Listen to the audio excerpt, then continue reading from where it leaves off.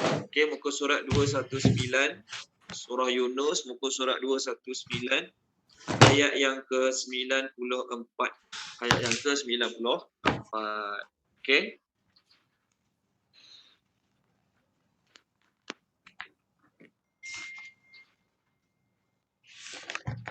Okey, baca doa sikit. Bismillahirrahmanirrahim. Rabbi shrah li sadri wa yassir li amri wahlul 'uqdatam min lisani yafqahu qawli. Rabbi yassir wa la tu'assir wa tammim bil khair. Ya Fattah wa bika nasta'in. Subhanaka la ilma lana illa ma 'allamtana innaka antal alimul hakim. Allahumma anfa'na bima 'allamtana wa 'allimna ma yanfa'una wa zidna ilma walhamdulillahi rabbil alamin. Okey, baik. Kita akan mula terjemahkan ayat 94 hari ini, muka surat 219. Sebelum kita mulakan kelas, okey. Kita akan doa habis kelas sekarang, kita akan doa untuk Puan Nur Zakiyah binti Ismail, sahabat kelas kita lah. Puan Nur Zakiyah binti Ismail esok akan buat pembedahan esok insya-Allah. Okey, jadi kita niatkan apa yang kita belajar ini, apa yang kita muzakarah ayat Quran hari ini sebagai tawassul, sebagai penyebab Allah Ta'ala permudahkan urusan Puan Zakiyah untuk menjalani pembedahan pada esok hari. Okey, jadi baiklah sekarang kita doalah sama-sama untuk Puan Nur Zakiyah agar Allah permudahkan urusan pembedahan beliau esok hari insya-Allah. Okey, baik. Kita dah ada ramai alhamdulillah. Jadi link yang sama ni kita boleh guna setiap minggu Link yang sama kita akan guna setiap minggu. Okey. Baca doa sikit. Dah baca doa belum? Dah. Oh sorry. Astaghfirullahalazim. Baca doa 2 kali lagi berkat. Takut lupa. Okey, muka surat 219 ayat yang ke-94. Fa maka in jika. Fa maka in jika. Kunta engkau. Kunta you are engkau.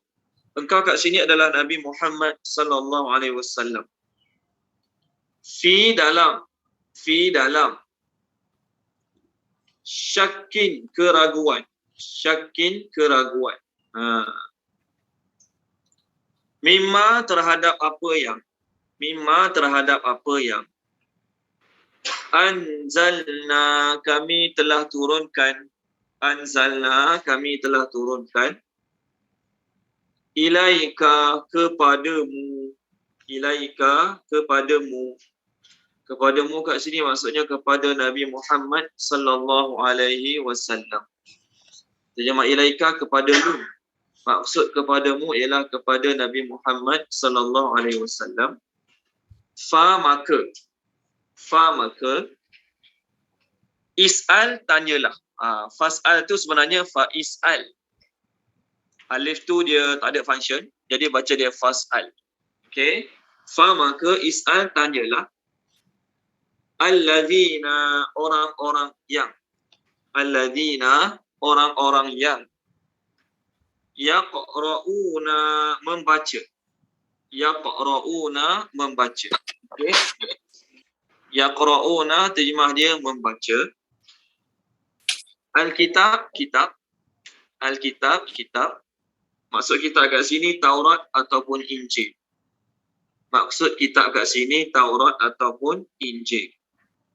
Min daripada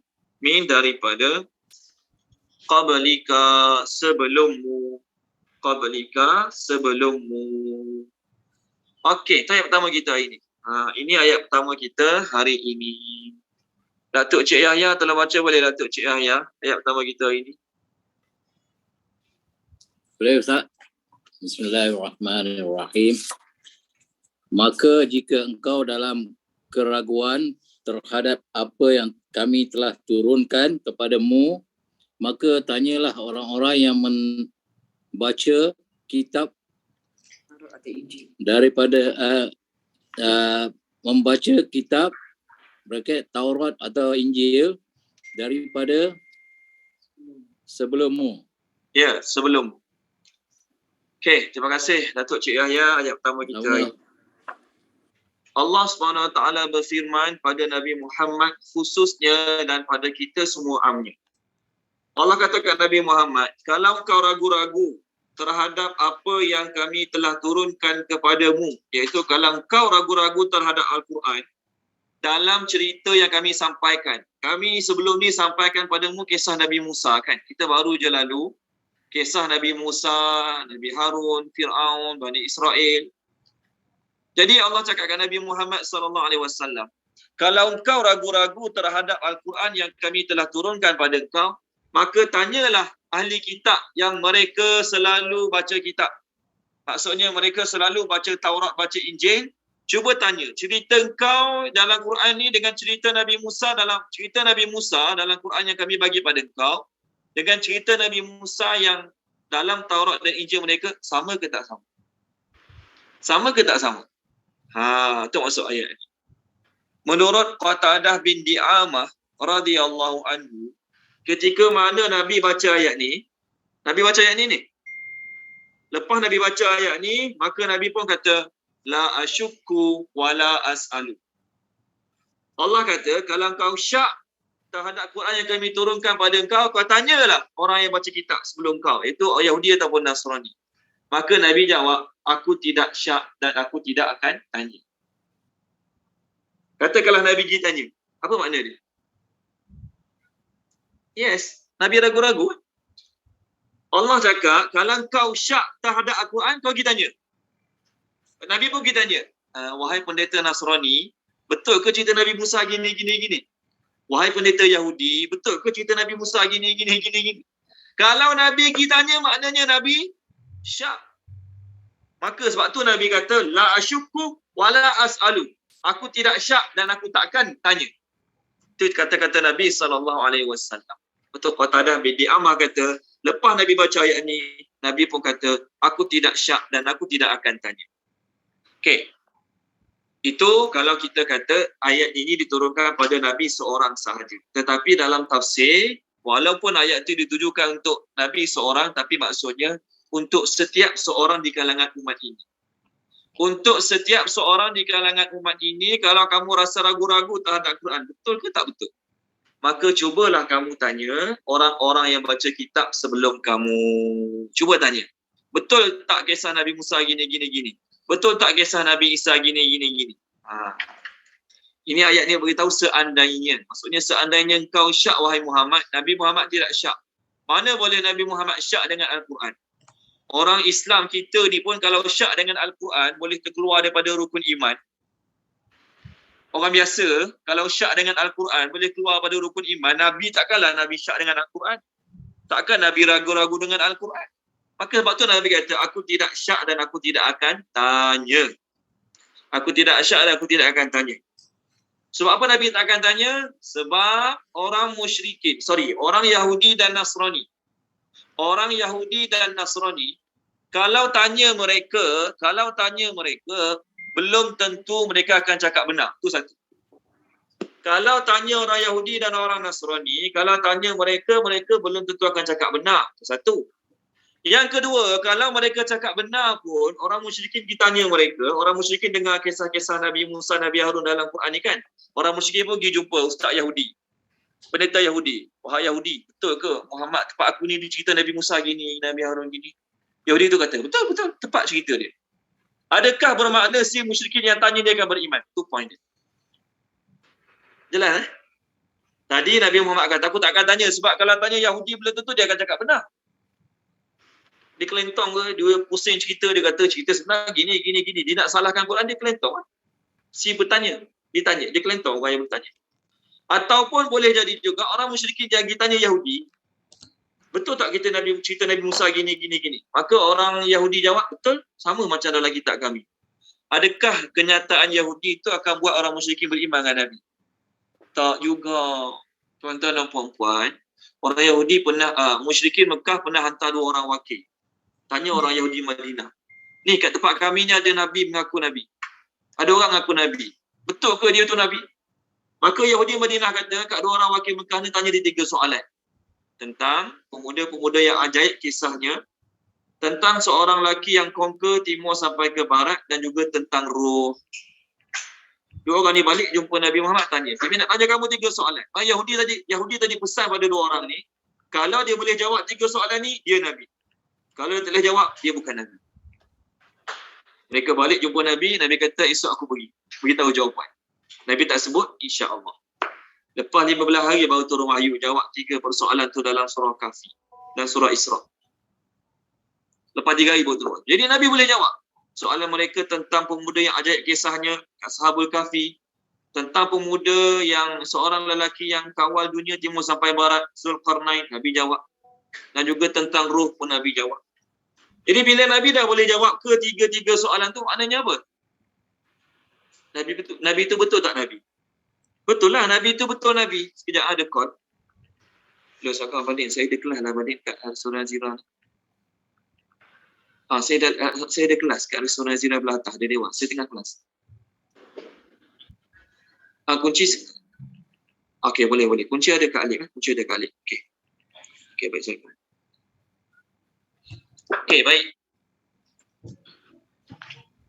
Bila Nabi SAW dah jawab soalan mereka, ni jawapan tentang lelaki ajaib kisahnya, ini tentang Zulkarnain, tentang roh. Mereka beriman tak dengan Nabi? Itu soalan dia. Tak beriman juga. Mereka pernah hantar wakil untuk bertanya orang Yahudi tentang Nabi Muhammad SAW. Orang Yahudi tu jawab betul. Muhammad ni Nabi betul, Quran tu kitab dia betul. Apa kata orang musyrikin Mekah? Tengok ni. Jenis pusing lah, jenis pusing. Jenis kaki pusing. Tengok surah Al-Qasas. Boleh tak surah Al-Qasas? Muka surat 391. Surah Al-Qasas, muka surat 391. Okey, tolong baca dia boleh. Tuan Haji Asy'ari Abdul Jalil. Tolong baca Tuan Haji Asy'ari boleh? Page 391. Okey. Ayat 48. Bismillahirrahmanirrahim. Maka ketika telah datang kepada mereka kebenaran Al-Quran daripada sisi kami, mereka berkata, mengapa tidak diberikan kepadanya, iaitu Muhammad, seperti apa yang telah diberikan kepada Musa dahulu? Bukankah mereka itu telah ingkar juga kepada apa yang telah diberikan kepada Musa dahulu? Mereka dahulu berkata, Musa dan Harun adalah 2 penyihir yang bantu-membantu, dan mereka juga berkata, sesungguhnya kami sama sekali tidak mempercayai mereka itu. Okey. Terima kasih Tuan Haji Asy'ari Abdul Jalil. Cuma boleh mute-kan?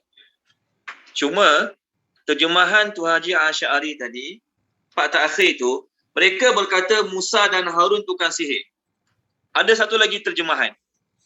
Siapa Quran dia terjemahkan, mereka berkata Quran dan Taurat ni dua-dua sihir, saling membantu each other. Ada tak siapa-siapa? Dalam terjemahan Tuan Haji Asy'ari, Nabi Musa dengan Nabi Harun penyihir dua-dua. Betul. Satu lagi tafsiran, mereka berkata Taurat dan Quran dua-dua sihir. Ada tak siapa punya terjemahan? Dia terjemah dua tu Taurat dengan Quran. Ada tak? Boleh share. Ustaz, dia punya penerangan penyihir tu, menurut sebahagian mufassir, yang dimaksudkan dengan sihran adalah kitab Taurat dan Al-Quran. Dia tak ada Injil. Betul. Terima kasih Puan Indrawati. Saya yakin ada lagi sahabat-sahabat lain yang terjemah dia kat sini. 2 penyihir tu Quran dan Taurat. 2 tafsiran lah. Satu tafsiran dia Nabi Musa dengan Nabi Harun.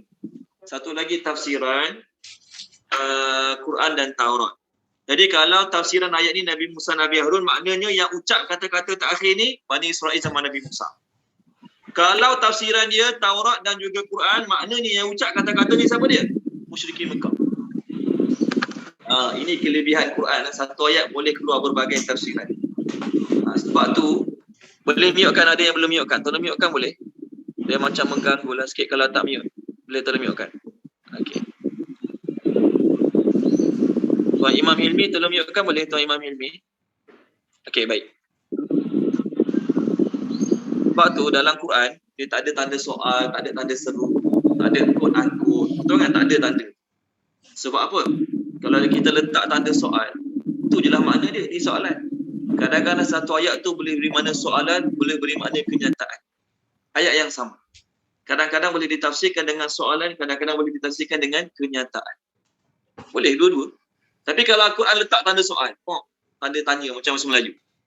Satu je lah tafsiran dia. Tanda tanya, soalan je lah. Tak boleh nak digunakan sebagai kenyataan. Jelas? Quran ni satu ayat boleh keluar 2-3 makna. Sama juga kat sini. Okey, tak apa. Kita pakai terjemahan yang Puan Indrawati baca tadi. Sama macam bahasa Inggeris. Saya punya pun sama juga.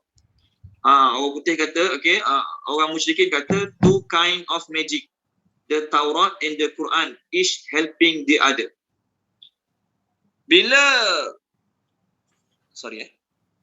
mereka refer Yahudi, tanya Yahudi, betul tak Quran yang Muhammad pegang ni? Quran yang Muhammad baca ni betul ke tak betul? Pendeta Yahudi jawab betul. Bila pendeta Yahudi jawab betul, maksudnya apa dia? Kamu yang tanya, terimalah kenyataan Yahudi tu. Tapi tak.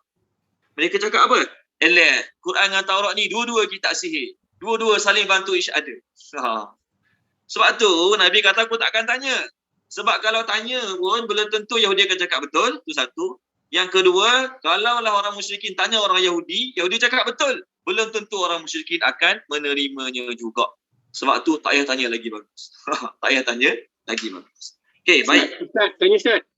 Boleh? Kan Ustaz kata kalau kita tak tahu apa bendanya, kita boleh backtrack.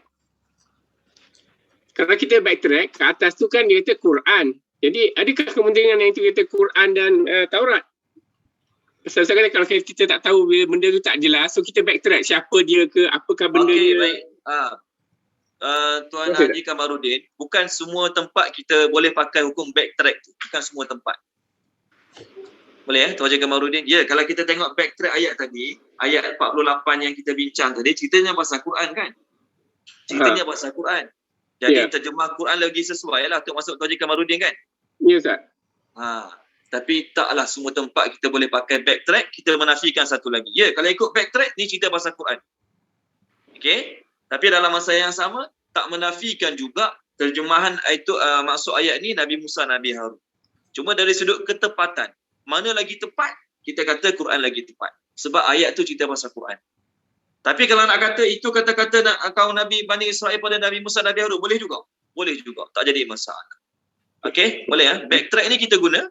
Tapi dalam masa yang sama, kita tak menafikan kenyataan-kenyataan lain. Boleh? Boleh, terima kasih Ustaz. Sama-sama. Okey. Allah suruh Nabi SAW tanya ahli kitab, bukanlah maksud Nabi, tapi setiap seorang di kalangan umat ini kalau ada keraguan terhadap Al-Quran. Syak ni, tuan-tuan, dalam tahap ragu-ragu, bawah sekali tak ragu-ragu dia panggil raib. Raib ni keraguan dalam 5%, 6%. Quran tu betul, tapi aku macam ragu-ragu lah. Ada beberapa tempat ragu-ragu. Mungkin dalam 2-3 tempat. Maka tu nama dia raibun. Kalau 50-50, syak. Quran ni boleh jadi betul, boleh jadi tak betul. Separuh tu boleh terima, separuh macam kurang boleh terima lah. Tu nama dia syak. Okey? Okey. Tapi kalau dia kata, Quran ni, saya rasa 90% tak betul. 10% je betul. Tu namanya zon. Tu namanya zon. Tu namanya zon. Okey? Tiga-tiga tu, raib ke, syak ke, zon ke, okey? Orang-orang yang raib, orang-orang yang syak dan orang-orang yang zon, okey, dipanggil mumtarin. Orang yang ragu-ragu. Tak kisah ragu-ragu sikit ke, ragu-ragu banyak ke, ragu-ragu separuh ke, dipanggil mumtarin. Betul terjemah dot. D-O-U-B-T. Doubt. Doubt. Be silent. Doubt. Orang yang ragu-ragu. Tak kisah dia syak ke, dia zon ke. Waktu Allah sebut, Alif Lam Mim, Zalikal kitabu la raib. Fihi hudan lil muttaqin. Kitab Al-Quran ini tidak ada 1% pun keraguan dalamnya. Jadi kalau 1% keraguan tak ada, maksudnya apa dia? 100% diyakini. Okey, baik. Kenapa Allah cakap macam ni pada Nabi? Sebab bila Nabi sampaikan kisah para Nabi pada umat Mekah, itu bukti Nabi itu Nabi. Kita ulang kaji balik. Kenapa Allah cerita kisah para Nabi pada Nabi Muhammad? Kita ulang kaji balik. Kenapa Allah ceritakan kisah para Nabi pada Nabi Muhammad? 3 sebab. Pertama, untuk kuatkan iman Nabi. Ada ayat dia dalam surah Hud. Kuatkan iman Nabi. Yang kedua, untuk pujuk Nabi. Nabi kan sedih, dakwah kena reject. Orang kutuk, orang cila, orang hina, orang maki. Maka Allah Ta'ala seolah-olah nak cakapkan Nabi, you are not alone. Nabi-Nabi sebelum kau pun kena sama macam kau juga. Kena kutuk, kena maki, kena hina, kena reject. Jadi bila cerita-cerita macam tu disampaikan kepada Nabi, terubahlah kesedihan Nabi. Itu yang kedua. Yang ketiga, apa tujuan dia? Untuk buktikan yang Nabi itu Nabi. Kalau dia bukan Nabi, kok mana dia nak tahu kisah Nabi Musa? Kok mana dia nak tahu kisah Nabi Yunus? Kok mana dia nak tahu kisah Nabi Zakaria? Dia baca Taurat. Taurat apa? Arab pun dia tak kerti baca. Dia baca Injil. Injil apa? Arab pun dia tak kerti baca. Jadi itu Allah turunkan kisah para Nabi pada Nabi Muhammad dalam Al-Quran sebagai bukti yang dia itu Nabi. Okey, tengok surah Al-Qasas. Allah nak tunjuk yang dia tu Nabi. Surah Al-Qasas, Allah kata kau tak ada pun masa Nabi Musa terima wahyu kali pertama daripada Allah. Kau tak ada pun kat lereng bukit masa Nabi Musa tengok api malam pertama dia dilantik oleh Allah menjadi Nabi. Kau tak ada pun masa tu. Kau tak tinggal pun kat negeri Madian. Kau tak tinggal pun kat tempat yang umat-umat terdahulu dibinasakan. Nabi tak ada pun zaman Nabi Lut. Tapi Nabi boleh cerita detail. Sekejap, saya cari muka surat sekejap. Biasanya cari muka surat sambil bercakap, tak jumpa. Okey, muka surat 391.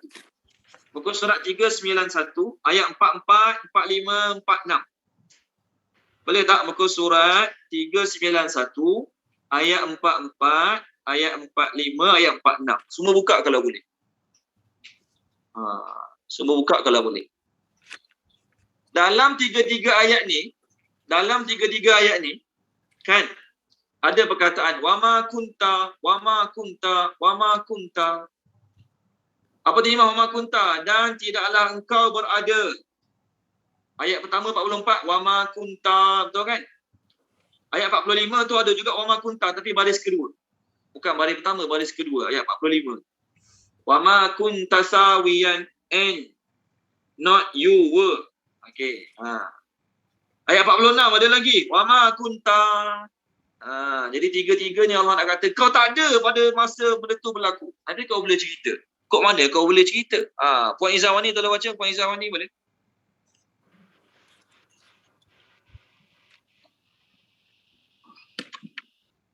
Tiga ayat ke Ustaz? Ya, tiga ayat. Bismillahirrahmanirrahim. Dan tidak engkau berada di sebelah barat ketika kami menyampaikan kepada Musa perintah dan tidak engkau daripada orang yang menyaksikan peristiwa itu. 45. Tetapi kami telah mengadakan beberapa umat, lalu panjanglah atas mereka umur atau masa. Dan tidaklah engkau menjadi orang yang tinggal di dalam penduduk negeri Madian. Kamu bacakan kepada mereka ayat-ayat kami, tetapi kami adalah yang mengutus para rasul. 46. Dan tidak engkau berada di sebelah gunung Tursina ketika kami menyeru tetapi sebagai rahmat daripada Tuhanmu supaya engkau memberi amaran kepada kaum yang belum datang kepada mereka daripada seorang pemberi peringatan daripada sebelummu agar mereka peroleh pengajaran. Okey. Terima kasih Puan Izawani. Allah, tengok Allah cerita kisah para Nabi pada Nabi Muhammad. Tujuan ketiga, bukti Nabi itu Nabi. Dia boleh cerita detail pasal Nabi Musa. Dapat wahyu daripada Allah. Dia boleh lereng bukit Tursina. Dia boleh cerita detail pasal Nabi Syuaib di Madian. Dan cerita dia tu tak ada kontradik dengan isi-isi dalam Taurat dan isi-isi dalam Injil. Tidak ada kontradik. Tak adalah orang Yahudi kata Quran dia tipu. Sebenarnya Nabi Musa gini. Orang yang Nasrani kata Quran dia tipu. Sebenarnya Nabi Isa gini. Tak ada. Maknanya zaman Nabi lah. Maksudnya isi Quran tidak ada kontradik dalam Taurat dan dalam Injil. Itu maknanya Nabi itu Nabi. Sebab dia baca kat mana Taurat, dia baca kat mana Injil, dia tak pandai baca, pandai tulis. Allah kata orang Yahudi beriman dengan Quran. Maksudnya tahu apa Quran cakap betul. Tengok muka surat 402. 402. Tolong baca dia, Datin Dr. Aisyah Ali, tolong baca boleh?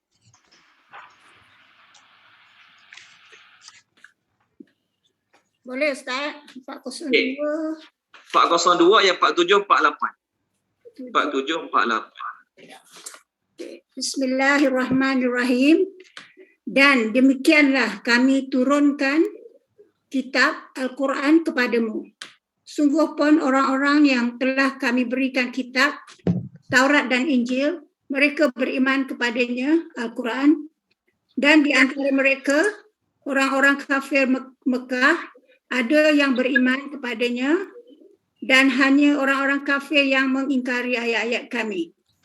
48. Dan engkau, Muhammad, tidak pernah membaca sesuatu kitab sebelum Al-Quran, dan engkau tidak pernah menulis sesuatu kitab dengan tangan kananmu.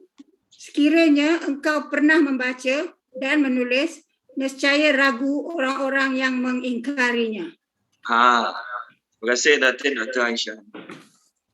Kalau Nabi pernah baca kitab, Nabi pernah menulis walaupun satu muka surat. Bukan kata tulis risalah, bukan kata tulis buku. Tulis satu muka surat je. Nescaya orang Yahudi akan ragu-ragu. Dalam kitab kami, Nabi terakhir itu tak pandai baca, tak pandai tulis. Tapi tengok-tengok Muhammad pandai baca, pandai tulis, confirm penipu. Itu cerita dia. Dalam kitab kami, Nabi terakhir itu ciri-ciri dia tak pandai baca, tak pandai tulis. Tapi Muhammad ni pandai baca, pandai tulis, maka orang yang kafir akan lebih lagi ingkar. Jadi bila orang kafir itu Yahudi dan Nasrani tahu Muhammad tak pandai baca, tak pandai tulis, itu bertepatan dengan sifat Muhammad dalam Taurat, dalam Injil. Dan mereka juga beriman dengan Al-Quran. Sebahagian mereka beriman dengan Al-Quran, maksudnya mereka setuju Al-Quran yang diturunkan pada Nabi Muhammad adalah benar. Okey, baik. Allah kata apa lagi dalam surah Al-An'am? Ketika mana orang musyrikin Mekah ni suruh Nabi bawa Quran, mereka sekali pergi ke Madinah, kita jumpa lebay-lebay Yahudi, kita suruh mereka jadi judge. Betul tak Quran ni betul? Betul tak Quran ni daripada Allah ataupun kau reka sendiri? Mereka ajak Nabi, jom kita pergi ke Mekah, Madinah, kita suruh mereka dengar Quran yang kau baca ni dan suruh mereka jadi judge, jadi hakim untuk menentukan Quran kau ni betul ke salah. Kau reka sendiri ke benar daripada Allah. Lalu Allah turunkan ayat pada Nabi Muhammad suruh jawab pada orang-orang yang suruh ajak Nabi pergi Madinah. Tengok muka surat 142.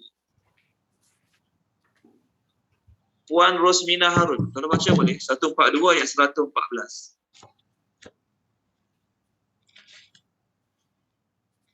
Boleh Ustaz, 142?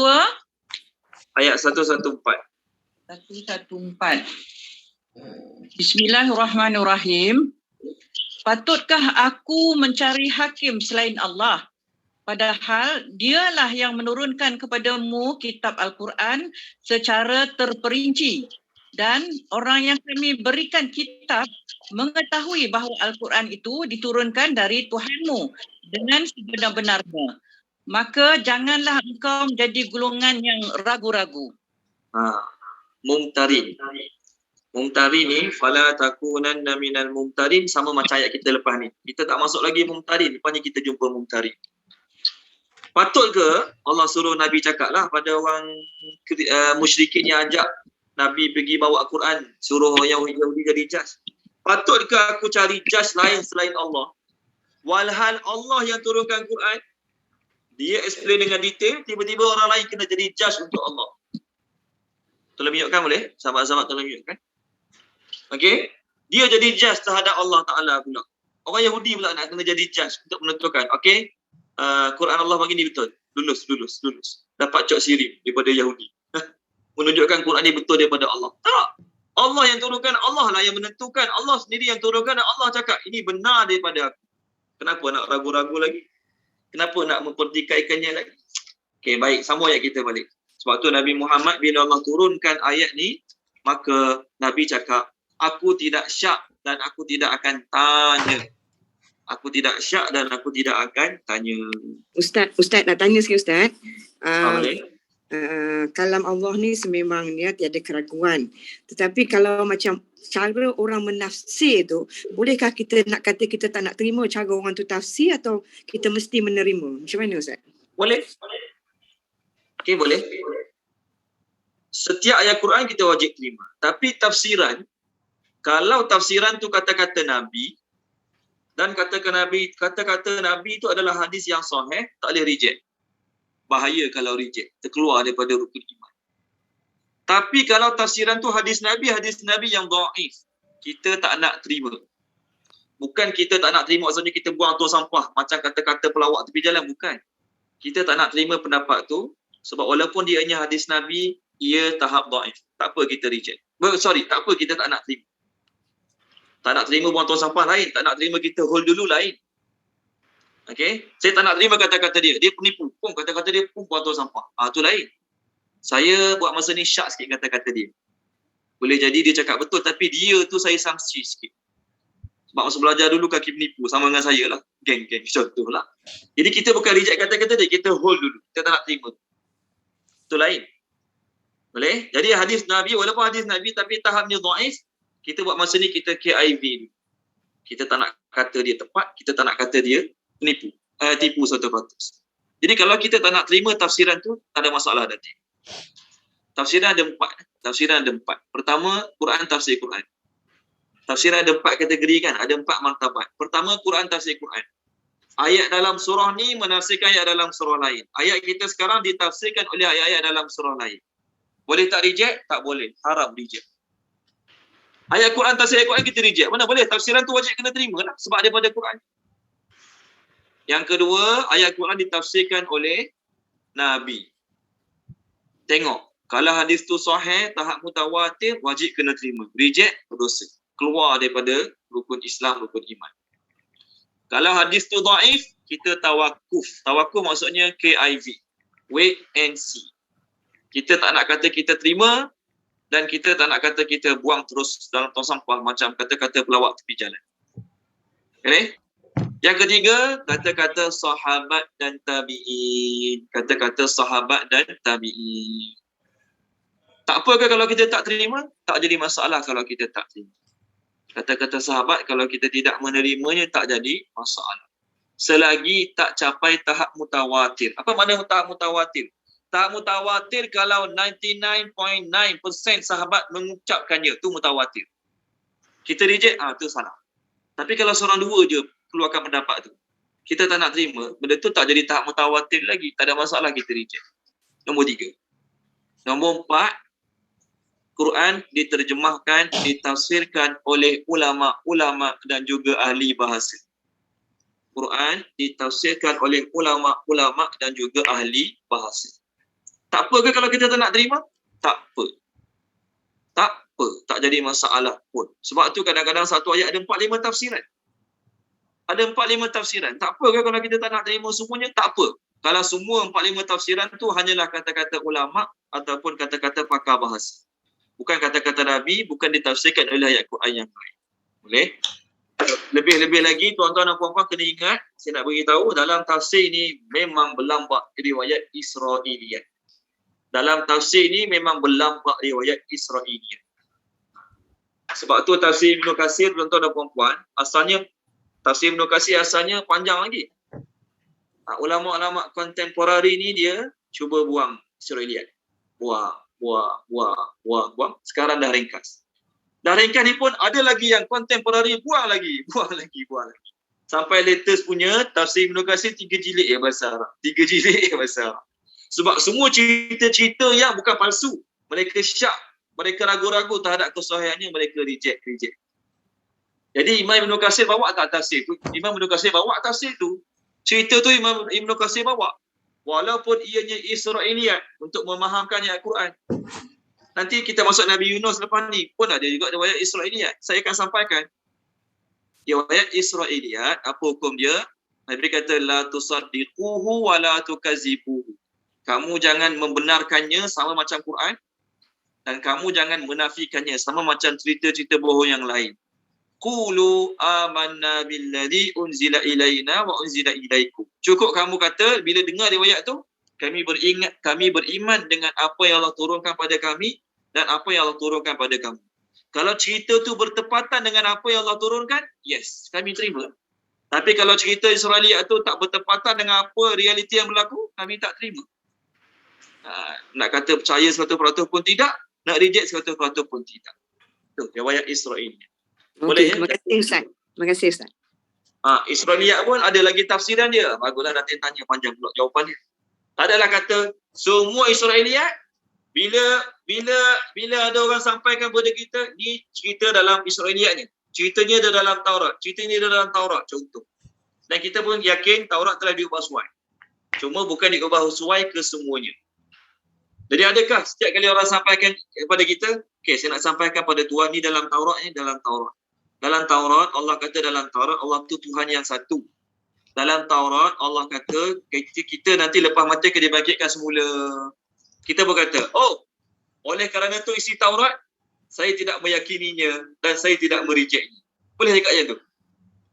Mana boleh? Kalau Taurat tu kata Tuhan Allah tu Tuhan yang satu, kita lepas mati nanti dibangkitkan semula, takkan saya nak kata, saya tawakuf dululah, saya wait and see. Saya tak berani nak cakap ya, tak berani nak cakap tidak. Mana boleh? Kalau isi Taurat tu, riwayat Israel tu disampaikan pada kita sama macam Quran. Apa hukum dia? Wajib kena terima. Tak bolehlah kata okey, oleh kerana ada dalam Taurat, saya buat masa ni wait and see. Kalau isi tu sama macam Quran hadis, kita terima. Sama, apa yang disampaikan tu sama macam Quran hadis, kita terima. Itu yang pertama. Yang kedua, kalau ianya melibatkan hukum hakam. Kita kalau zina kena rejam. Contoh, kalau curi potong tangan, Quran kita. Tapi dalam Taurat, orang Yahudi kata ini, dalam kitab kami, kalau zina, hukumannya gini-gini je. Dalam kitab kami, kalau curi, hukumannya gini-gini je. Kita tak boleh kata, awak tipu, itu riwayat palsu. Kita tak boleh kata macam tu. Sebab syariat mereka dengan syariat kita tidak sama. Kita tak boleh kata, itu tipu, bohong. Jadi untuk hukum hakam, kalau dia kata, ni hukum hakam dalam Taurat kami, kita pun kata, kami tidak membenarkannya, dalam masa yang sama, kami tidak menafikannya. Boleh. Itu yang kedua. Yang ketiga, sekiranya riwayat Israeliat itu disampaikan bertentangan dengan Quran dan hadis. Beza sangat dengan Quran dan hadis. Quran kata Allah Maha Esa, dalam Taurat kata Allah ada anak nama Ezra. Takkan kita nak kata, okey, kami tidak mempercayainya, dalam masa yang sama kami tidak menafikannya. Mana boleh? Memang jelas bertentangan Quran. Allah ada anak, contoh. Taurat kata Allah ada anak, nama Uzair. Kitab Injil kata Allah ada partner. Allah ada isteri, nama Maryam. Kita nak kata oleh kerana dalam Injil, kami hold dulu. Benda tu jelas bertentangan dengan Quran hadis, kita reject. Itu nombor 3. Nombor 4, bila kita dengar cerita-cerita yang kita tak pernah dengar pun. Ni yang saya terangkan. Dalam Taurat, dalam Injil, ataupun di riwayat-riwayat Yahudi, zaman Nabi Yahudi zaman sekarang, dia cerita kisah para Nabi yang kisah para Nabi itu tak ada dalam Quran. Kisah para Nabi itu tak ada juga disampaikan oleh Nabi Muhammad SAW. Tapi mereka menceritakannya. Sebab kita ada ayat Quran dalam surah Ghafir. Allah kata, kami telah menurunkan kepada Muhammad para Rasul yang ramai. Ada sebahagiannya kami ceritakan, ada sebahagiannya kami tidak ceritakan. Betul kan? Itu ayat Quran beritahu. Jadi ada kisah para Nabi yang Nabi tak tahu. Nabi Muhammad sendiri tak tahu kisah para Nabi itu. Sebab Allah tak cerita pada Nabi Muhammad. Jadi kalau ada Yahudi tahu, dia dengar pada nenek moyang dia, kita boleh kata tipu? Kita tak boleh kata tipu. Jadi cerita-cerita yang kita tak pernah dengar dalam Quran, cerita-cerita yang kita tak pernah dengar dalam hadis, kita kata kami beriman dengan apa yang Allah turunkan pada kami beriman dengan apa yang Allah turunkan pada kamu. Kami tak nak kata betul 100%, kami tak nak kata salah 100%. Itu riwayat Israeliat. Kadang-kadang mereka cerita pasal kisah Nabi berlawanan sangat dengan martabat para Nabi. Contoh, dalam riwayat Israeliat, Nabi Daud berapa orang isteri Nabi Daud? Berapa orang isteri? Pernah dengar tak isteri Nabi Daud dalam riwayat Israeliat? 99 orang. Isteri Nabi Daud. Itu tak ada masalah. Boleh diterima lagi. Zaman tu isteri 99 orang boleh diterima. Tak ada masalah pun. Zaman sekarang je. 2 pun susah nak terima. Zaman sekarang lah. Okey, tak apalah perbezaan zaman kita kena terima lah. Okey, dalam riwayat tu kata Nabi Daud 99 isteri tak jadi masalah. Cuma riwayat tu kata apa dia? Nabi Daud ada tengok isteri orang lain sedang mandi. Dia berkenan dengan isteri orang tu. Lalu akhirnya dia buat macam mana dengan suami orang tu? Dia kahwin dengan isteri orang tu. Cukup isteri dia 100 orang. Boleh terima tak? Nabi apa intai isteri orang mandi? Nak tanya Nabi apa intai isteri orang mandi? Kalau ustaz boleh percaya. Ustaz ke Tok Imam ke hari ni Tok Bilal boleh jadi. Bukan maksud. Tengok orang isteri orang mandi, orang seronok tengok lama sikit. Contohlah, ustaz kita boleh terima. Mufti boleh terima. Contohlah. Sebab manusia, bukan maksum. Tapi Nabi Daud nak tengok isteri orang mandi, kita terima ke kenyataan tu? Walaupun dianya Israiliyat, kita reject juga. Samalah juga, cerita Nabi Musa mandi tidak berpakaian. Pernah dengar tak cerita? Nabi Musa mandi tak pakai pakaian. Batu lari baju-baju dia. Dia pun lari tanjah bogel, kejar batu tu, ambil baik pakaian dia. Boleh terima tak cerita ni? Allah nak buat macam tu kat Nabi Musa. Boleh terima tak? Cerita ni walaupun Israiliyat, ada dalam tafsir-tafsir, kita tetap kata cerita ni kami tak terima sebab bertentangan dengan martabat maruah para Nabi. Takkan Allah nak buat Nabi Musa berlari tak pakai apa-apa. Yahudi tengok, oh Nabi kami gini rupanya. Hina sangat Nabi kalau Allah buat macam tu pada Nabi. Kalau Allah biarkan benda tu berlaku pada Nabi, benda tu sangat-sangat hina. Ada dalam tafsir? Ada dalam tafsir tuan-tuan. Cerita tu didatangkan juga dalam tafsir. Tetapi kita kata, kita reject cerita tersebut sebab menjatuhkan maruah martabat para Nabi. Boleh Okey, baik. Tu jawapan dia. Datin Aisyah, insyaAllah. Okey, sambung Laqad demi sesungguhnya, Ja'aka telah datang kepadamu. Ja'aka telah datang kepadamu. Al-haq kebenaran. Al-haq kebenaran. Min daripada Rabbika Tuhanmu. Fa maka la janganlah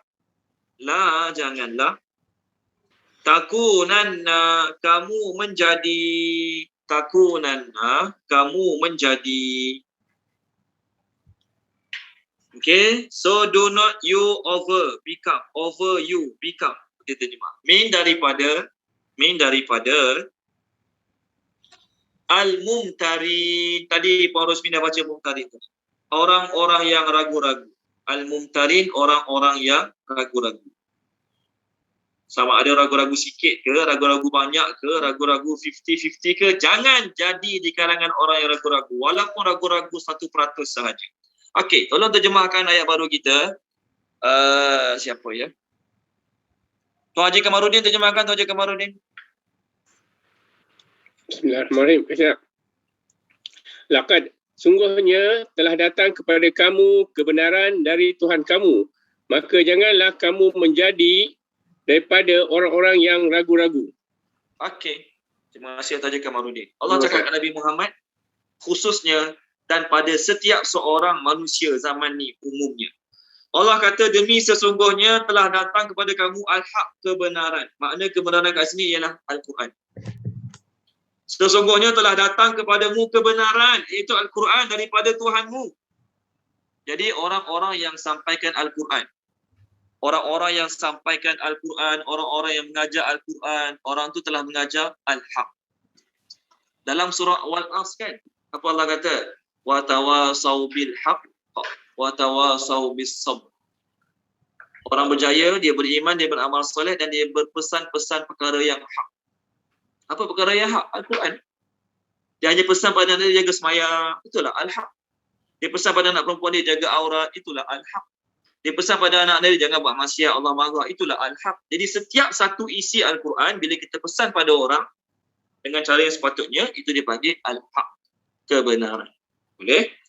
Maka janganlah kamu, wahai Muhammad, menjadi daripada orang yang ragu-ragu. Ayat ini sebenarnya lagi dalam gaya bahasanya berbanding jangan ragu-ragu. Apa beza?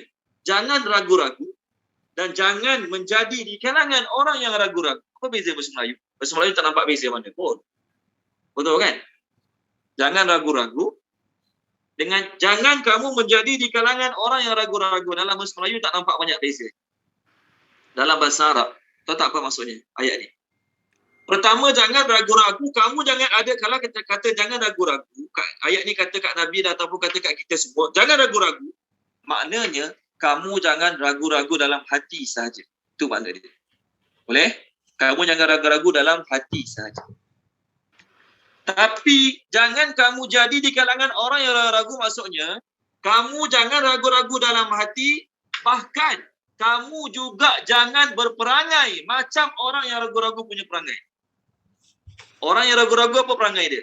Tak semayang, tak sembah Allah, tak percaya akhirat. Jadi dia buat maksiat suka hati. Betul kan? Dia buat maksiat suka hati, akhirat tak ada bagi dia. Quran kata ada akhirat, dia kata tak ada akhirat. Jadi dia buat dosa maksiat suka hati, tanpa rasa bersalah, tanpa rasa takut. Itu perangai orang yang ragu-ragu dalam hati. Kamu bukan sekadar jangan ragu-ragu dalam hati, jangan berperangai macam mereka pun kamu kena elakkan. Sebab kalau kamu kata, saya tak ragu-ragu tentang Quran, tapi kamu punya dosa maksiat, relax, tak rasa takut, tak rasa bersalah, sama macam mereka. Jadi seolah-olah bagi kamu, seolah-olah kamu punya perangai sama macam perangai orang ragu-ragu. Jadi seolah-olah mak pesan kat kita apa dia? Pertama, mak pesan jangan jadi jahat. Yang kedua, jangan duduk dengan budak-budak jahat. Dua pesanan yang berbeza, betul kan? Pertama, pesan kat anak, jangan jadi jahat.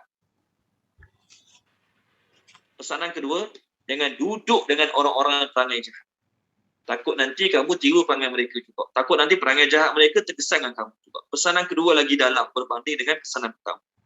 Sebab tu ayat ni, Allah tak kata jangan ragu-ragu. Allah kata jangan kamu menjadi part of. Oh betul terjemah. Don't you over become part of people who doubt. Jangan jadi part of di kalangan orang yang ragu-ragu. Jadi pesanan ni lagi dalam berbanding jangan ragu-ragu. Macam Allah pesan kat Nabi Musa. Allah tak kata jangan bodoh. Allah tak kata jangan jadi di kalangan orang-orang yang bodoh. Okey? Kat mana ayat dia? Fala takunanna minal jahilin. Adalah surah Baqarah ayat dia Allah kata kat Nabi Musa, fala takunanna minal jahilin. Okey, baik. Sorry, bukan Allah kata kat Nabi Musa. Nabi Musa kata, kalau aku main-main, aku termasuk di kalangan orang-orang yang bodoh. Nabi Musa boleh je kata, kalau aku main aku bodoh. Tengok surah Al-Baqarah boleh. Tolong baca Dr. Fauziah boleh. Itu beza dia. Boleh Ustaz, Al-Baqarah ayat apa? Muka surat 10 ayat 67. Betul dia mak excluded. Excluded betul E-X-C-L-U-D-E-D. Excluded tu macam include lah kan? Excluded. Okey, ayat 67. Okey, bismillahirrahmanirrahim. Dan ingatlah ketika Musa berkata kepada kaumnya, sesungguhnya Allah menyuruh kamu menyembelih seekor lembu betina. Mereka berkata, apakah kamu nak menjadikan kami bahan ejekan? Musa menjawab, aku berlindung kepada Allah agar tidak menjadi salah seorang daripada orang yang jahil. Terima kasih Dr. Fauziah. Aku berlindung daripada Allah, daripada aku menjadi minal jahili. Di kalangan orang-orang yang jahil. Orang jahil pertama jahil mulut. Yang kedua mulut tak keluarkan kenyataan jahil. Perbuatan dia menunjukkan yang dia jahil. Perbuatan dia menunjukkan yang dia jahil. Okey? Ada orang jahil mulut. Dia keluarkan kenyataan yang berlawanan dengan kebenaran. Tu jahil mulut, nampak mulut dia kebenaran. Ada orang perbuatan dia, perbuatan tu orang jahil. Maka Nabi Musa kat sini, aku berlindung daripada Allah, daripada termasuk orang yang bodoh mulut dan bodoh perbuatan. Itu maksud ayat. Ayat ini lagi dalam daripada aku berlindung daripada Allah daripada jadi orang bodoh. Itu spesifik. Kata-kata. Aku berlindung daripada Allah daripada termasuk part of excluded. Excluded. Aku kata. Orang-orang yang jahil. Maksudnya mulutnya tak nak jadi macam orang jahil, perbuatan pun tak nak jadi macam orang-orang yang jahil. Cuma dalam bahasa Melayu kita tak nampak sangat perbezaan. Okey, baik, seterusnya ayat 95. Wa dan la janganlah takunanna kamu menjadi min daripada alladzina orang-orang yang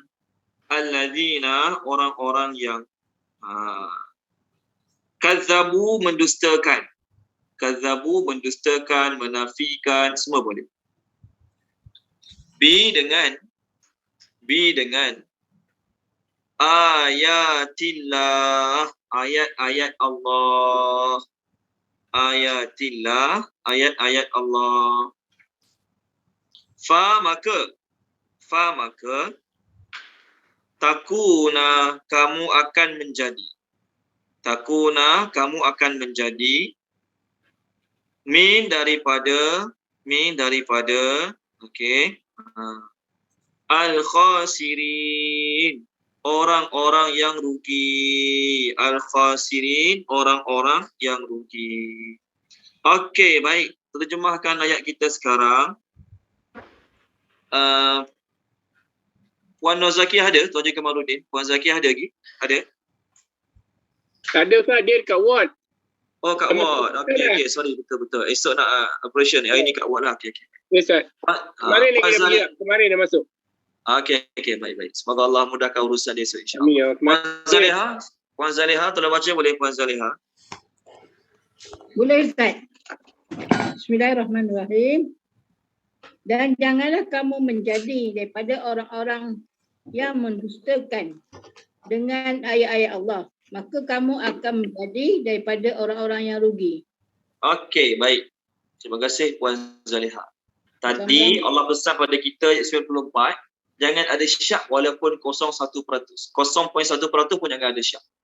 Ayat tadilah. Maksudnya jangan ada sikit pun keraguan terhadap Al-Quran. Sekarang Allah pesan, kamu jangan jadi macam orang kafir. Sebab mereka bukan saja syak, mereka bukan saja ragu-ragu, bahkan mereka deny. Menafikan terus Quran. Siapa yang deny, menafikan Al-Quran, menidakkan Al-Quran, maka dia termasuk di kalangan orang-orang yang rugi. Dia termasuk di kalangan orang-orang yang rugi. Ke akhirat nanti, mereka akan jadi orang-orang yang rugi sebab menafikan Al-Quran, menidakkan Al-Quran, ataupun orang yang mengabaikan Al-Quran. Orang Islam percaya Quran. Betul tak Quran daripada Allah? Betul. Semua betul? Betul. Quran suruh semayang kan? Betul. Kenapa kamu tak semayang? Quran tak bagi minum arak kan? Betul. Betul. Kenapa kamu minum arak? Ini pun termasuk orang yang mendustakan ayat Quran. Mulut dia kata Quran betul. Mulut dia kata Quran betul. Tapi amalan perbuatan dia seolah-olah Quran tu cakap benda yang tak betul. Quran kata siapa buat dosa maksiat ke akhirat kena azab gini. Betul tak? Betul. Mulut dia kata betul. Tapi amalan dia, perbuatan dia seolah-olah tak ada akhirat bagi dia. Seolah-olah tidak ada azab akhirat bagi dia. Na'udzubillahi min zalik. Dia orang Islam. Okey, baik. Orang yang macam ni dipanggil menzalimi ayat Allah. Menzalimi ayat Allah. Dia macam ni lah. Mak ayah kan. Dia suruh anak dia. Abang, pergi cuci pinggan jap dan jemur baju jap. Anak yang pertama kurang ajar dia jawab, malah asyik abang je, mak buat sendiri lah. Ni kurang ajar grade 1. Kurang ajar grade 2, mak dia suruh, abang, pergi cuci pinggan, jemur baju jap. Dia buat bodoh, buat senyap. Buat tak tahu. Ni pun termasuk kurang ajar juga. Cuma nampak gaya lembut sikit. Tapi still lagi dalam keadaan derhaka pada mak dia. Orang pertama kurang ajar dengan Allah, tipu Quran ni semua. Quran ni semua tipu, pembohong, cerita tak apa-apa. Ni orang pertama kurang ajar dengan Allah. Orang kedua Allah kata, ke akhirat nanti siapa berzina, judi, minum arak kena azab sekian. Contohlah. Siapa buat dosa maksiat kena azab sekian. Tapi dia yang Islam ni buat juga dosa maksiat tersebut. Quran Allah kata kena semayang, kena bayar zakat, kena puasa. Mulut dia tak kata, tipu semayang, puasa, zakat tu, tak kata macam tu. Tapi dia tak semayang, bulan Ramadan tak puasa. Sampai waktu bayar zakat tak bayar pun. Dia macam kurang ajar anak kedua tadi. Dia punya kurang ajar macam kurang ajar anak yang kedua tadi. Baik sikit pada yang pertama, tapi still dalam kategori derhaka lagi pada mak dia. Ini contohnya. Allah kata orang yang macam ni termasuk di kalangan orang-orang yang rugi. Sama macam ayat muka surat 151. Ayat 8, ayat 9. iPhone 012 286 0788. Tolong baca boleh? Tak silap saya. Datuk Alim. Datuk Alim ada? Ada Ustaz. Muka surat 151. Ayat 8 ayat 9. Ayat 8 ayat 9.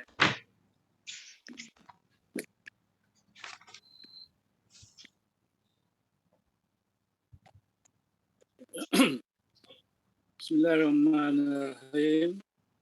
Timbangan pada hari itu menjadi maka barang siapa berat timbangan kebaikannya, mereka itulah orang-orang yang beruntung.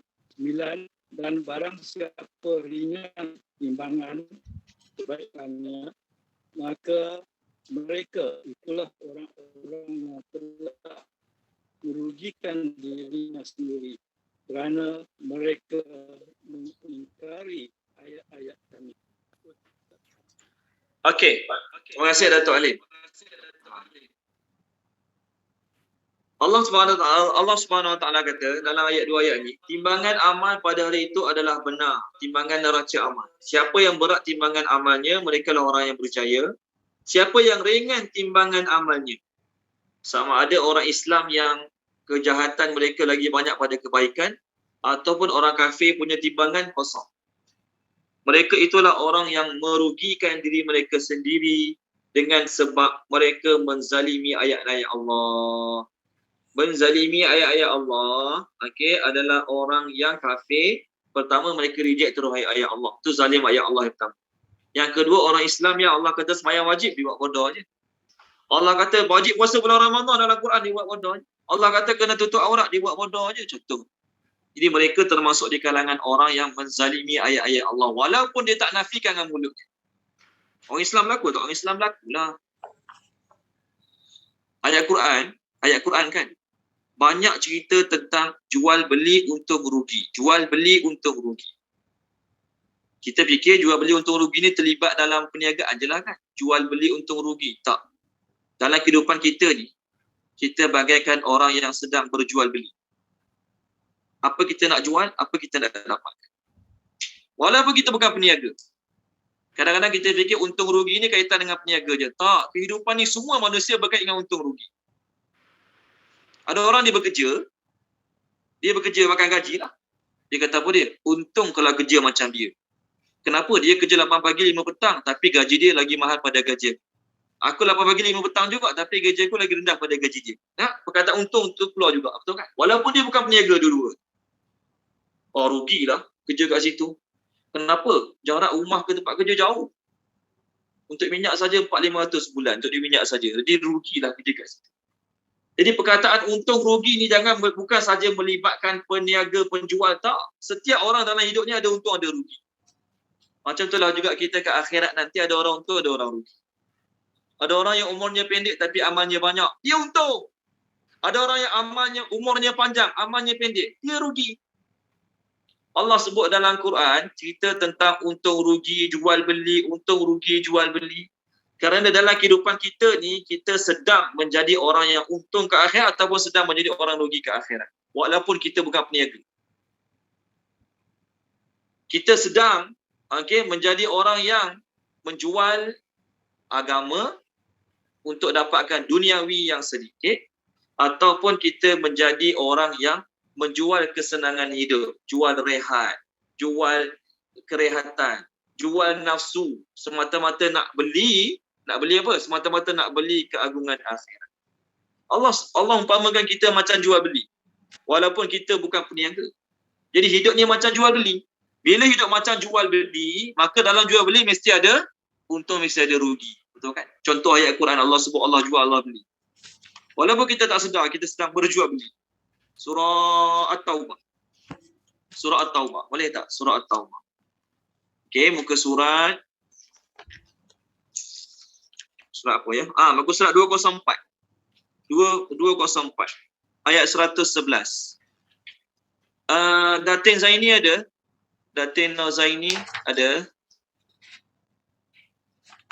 Datuk Alim Datin ada? Ada. Kalau baca Datin? Ada. Page 204. 204. Ayat 111. Bismillahirrahmanirrahim. Sesungguhnya Allah membeli daripada orang-orang mukmin baik diri maupun harta mereka dengan memberikan syurga untuk mereka. Mereka berperang di jalan Allah sehingga mereka membunuh atau terbunuh sebagai janji yang benar daripada Allah di dalam Okey, cukup Datin. Ya. Okey, satu lagi Datin boleh tak buku surat 3 surah Al-Baqarah? Surat 3. Surat 3 surah Al-Baqarah. Ayat bawah sekali. Bawah sekali. Ayat 16 Ya. Ayat 16 ya Ustaz. Ya, ayat 16 betul. Mereka itulah yang membeli kesesatan dengan petunjuk. Perniagaan mereka itu tidak menguntungkan dan mereka tidak mendapat petunjuk. Okey. Terima kasih Datin. Buku surat 3 surah Al-Baqarah ni. Buku surat 3 surah Al-Baqarah ni cerita pasal munafik. Ayat 14, bila orang munafik jumpa orang Islam, dia kata kami beriman. Bila jumpa geng-geng dia balik, kami geng kamu sebenarnya. Kami dengan orang beriman tu tipu-tipu je. Allah akan balas tipu daya mereka dan biarkan mereka dalam kesesatan mereka meraba-raba, tercari-cari. Allah kata mereka tu adalah orang yang membeli kesesatan dengan petunjuk. Mereka tahu mereka dalam keadaan sesat. Mereka tahu Muhammad bawa tu petunjuk, tak nak terima juga.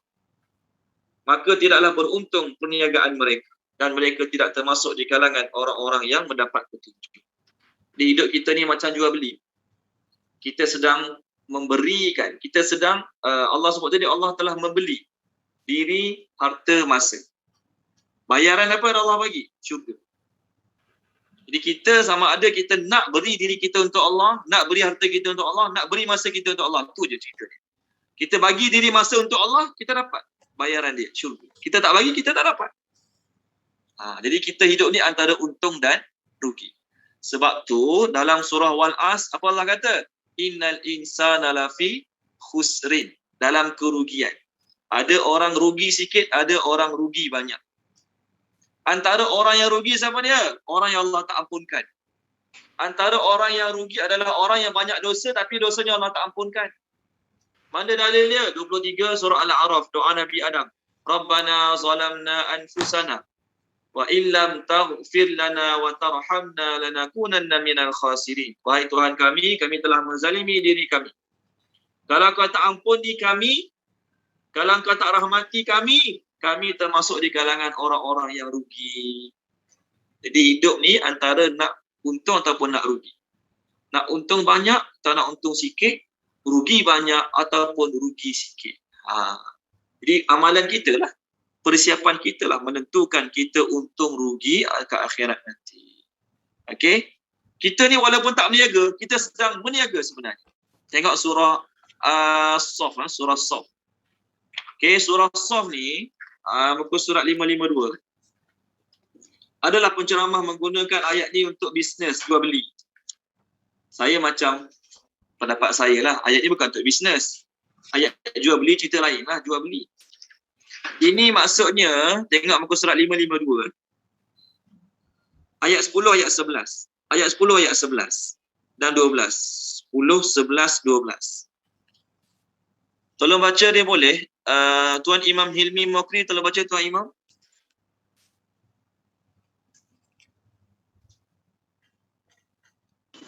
Ayat sekejap ya, sekejap. Kadang-kadang Allah guna perkataan trade, kadang-kadang purchase.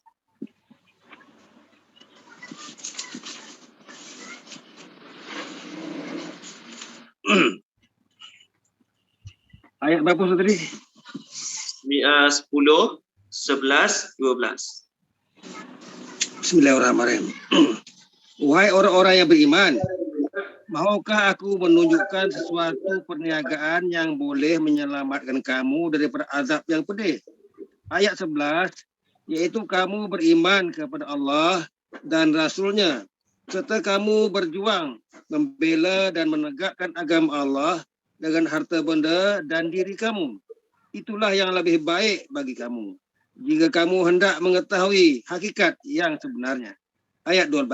Dengan itu, Allah akan mengampuni dosa-dosa kamu dan memasukkan kamu ke dalam taman-taman yang mengalir di bawahnya beberapa sungai, serta ditempatkan kamu di tempat-tempat tinggal yang baik dalam surga Adnin.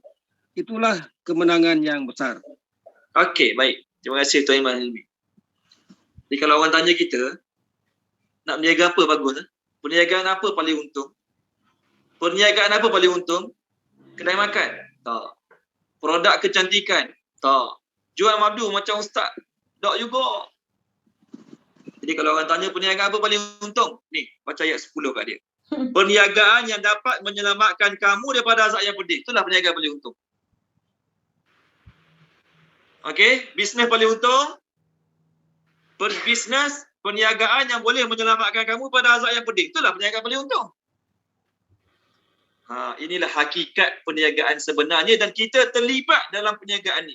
Walaupun kita bukan seorang peniaga dari sudut kerjaya kita. Inilah kerjaan yang paling untung. Perniagaan paling untung adalah perniagaan yang dapat selamatkan kita daripada azab yang pedih. Apa modal dia? Diri kita, masa kita, harta kita. Itu modal dia.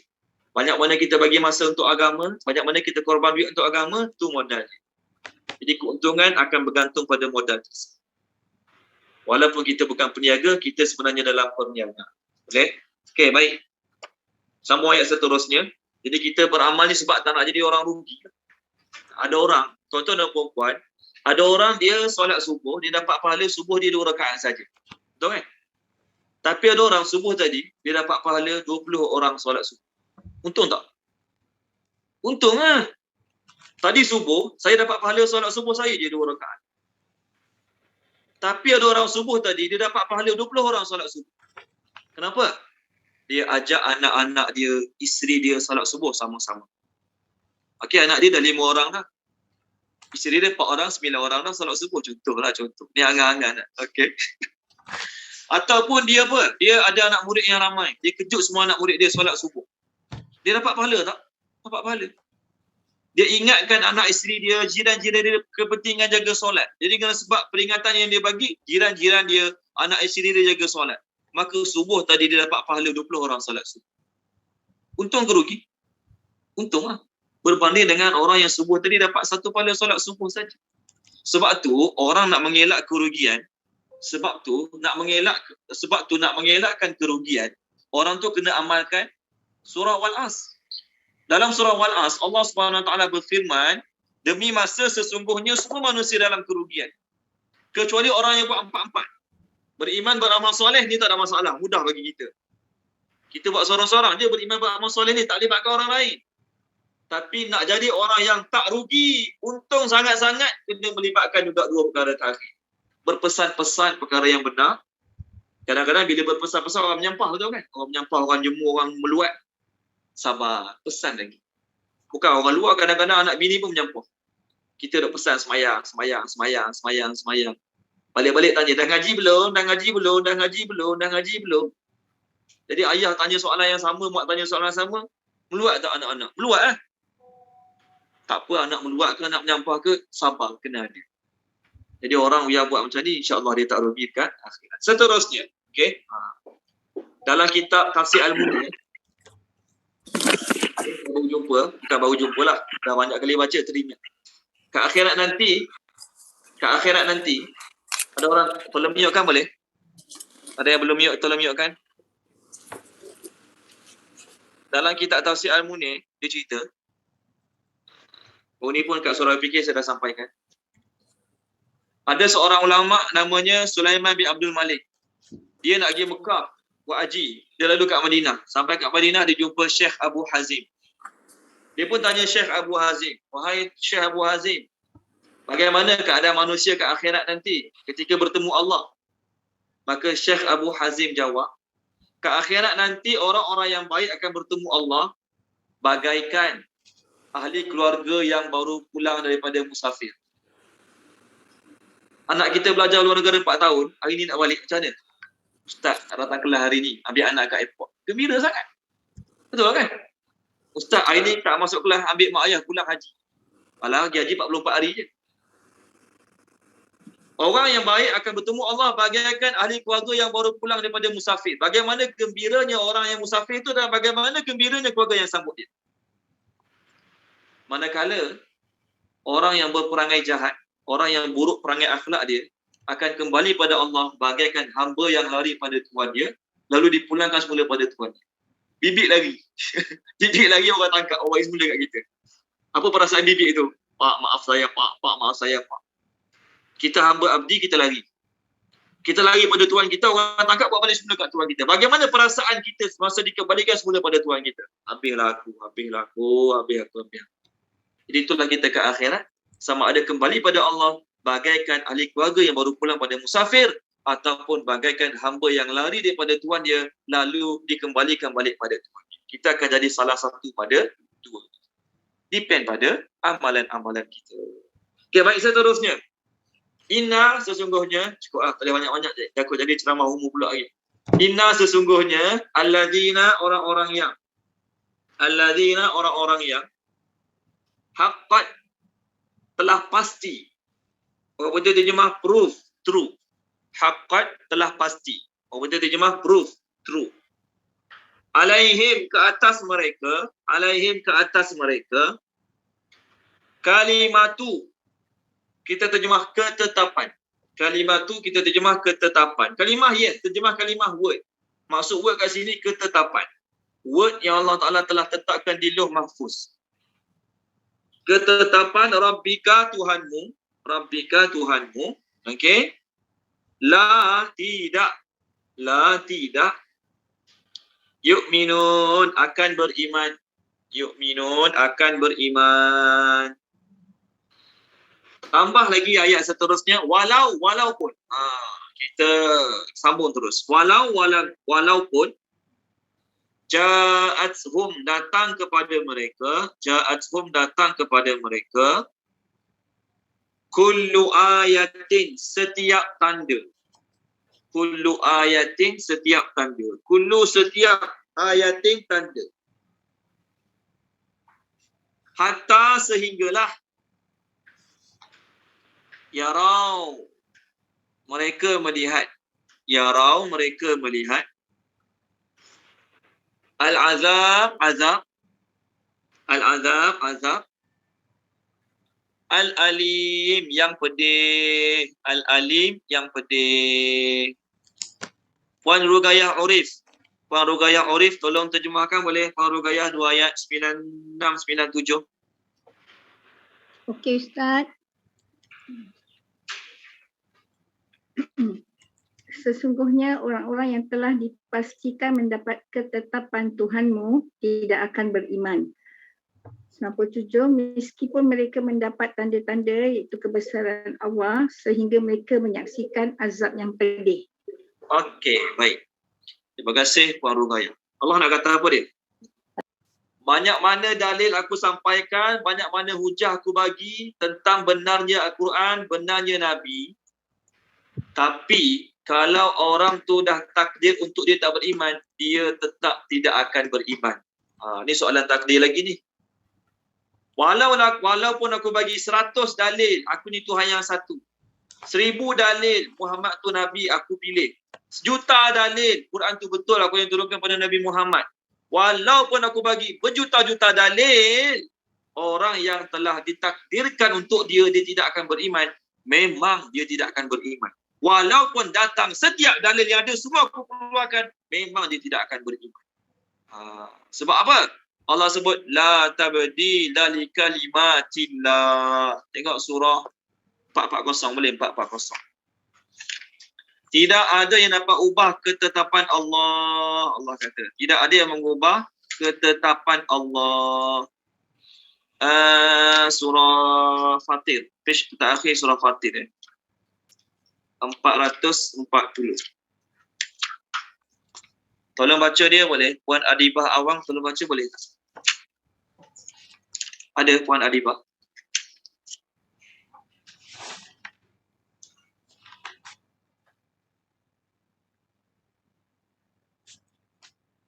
Ada tak Puan Adibah Awang?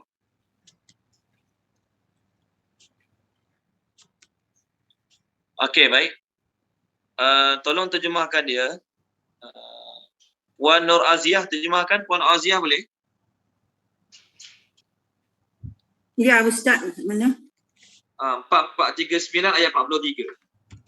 Page 439 ayat 43. Okey, baik. Bismillahirrahmanirrahim.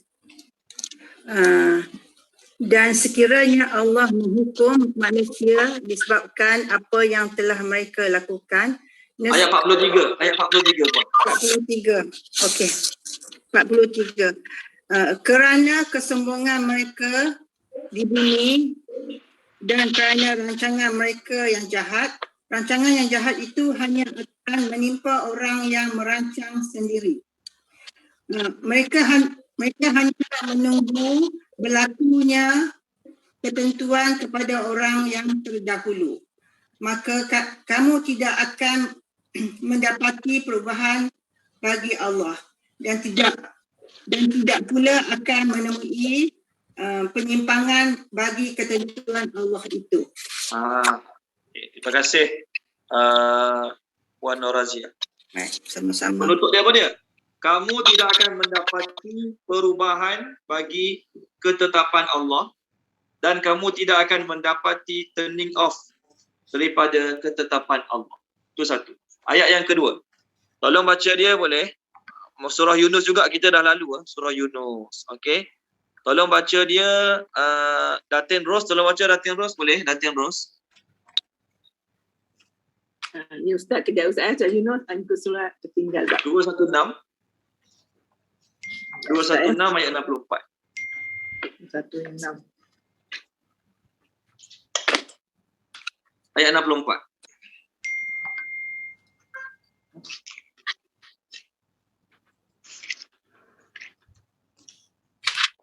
Bismillahirrahmanirrahim. Ayat 64. Bagi mereka berita yang mengembirakan di dunia dan di akhirat, tidak ada sebarang perubahan pada janji-janji Allah. Demikian itulah kejayaan yang besar. Okey. Terima kasih Datin. Datin terjemahkan, tidak ada perubahan bagi janji-janji Allah.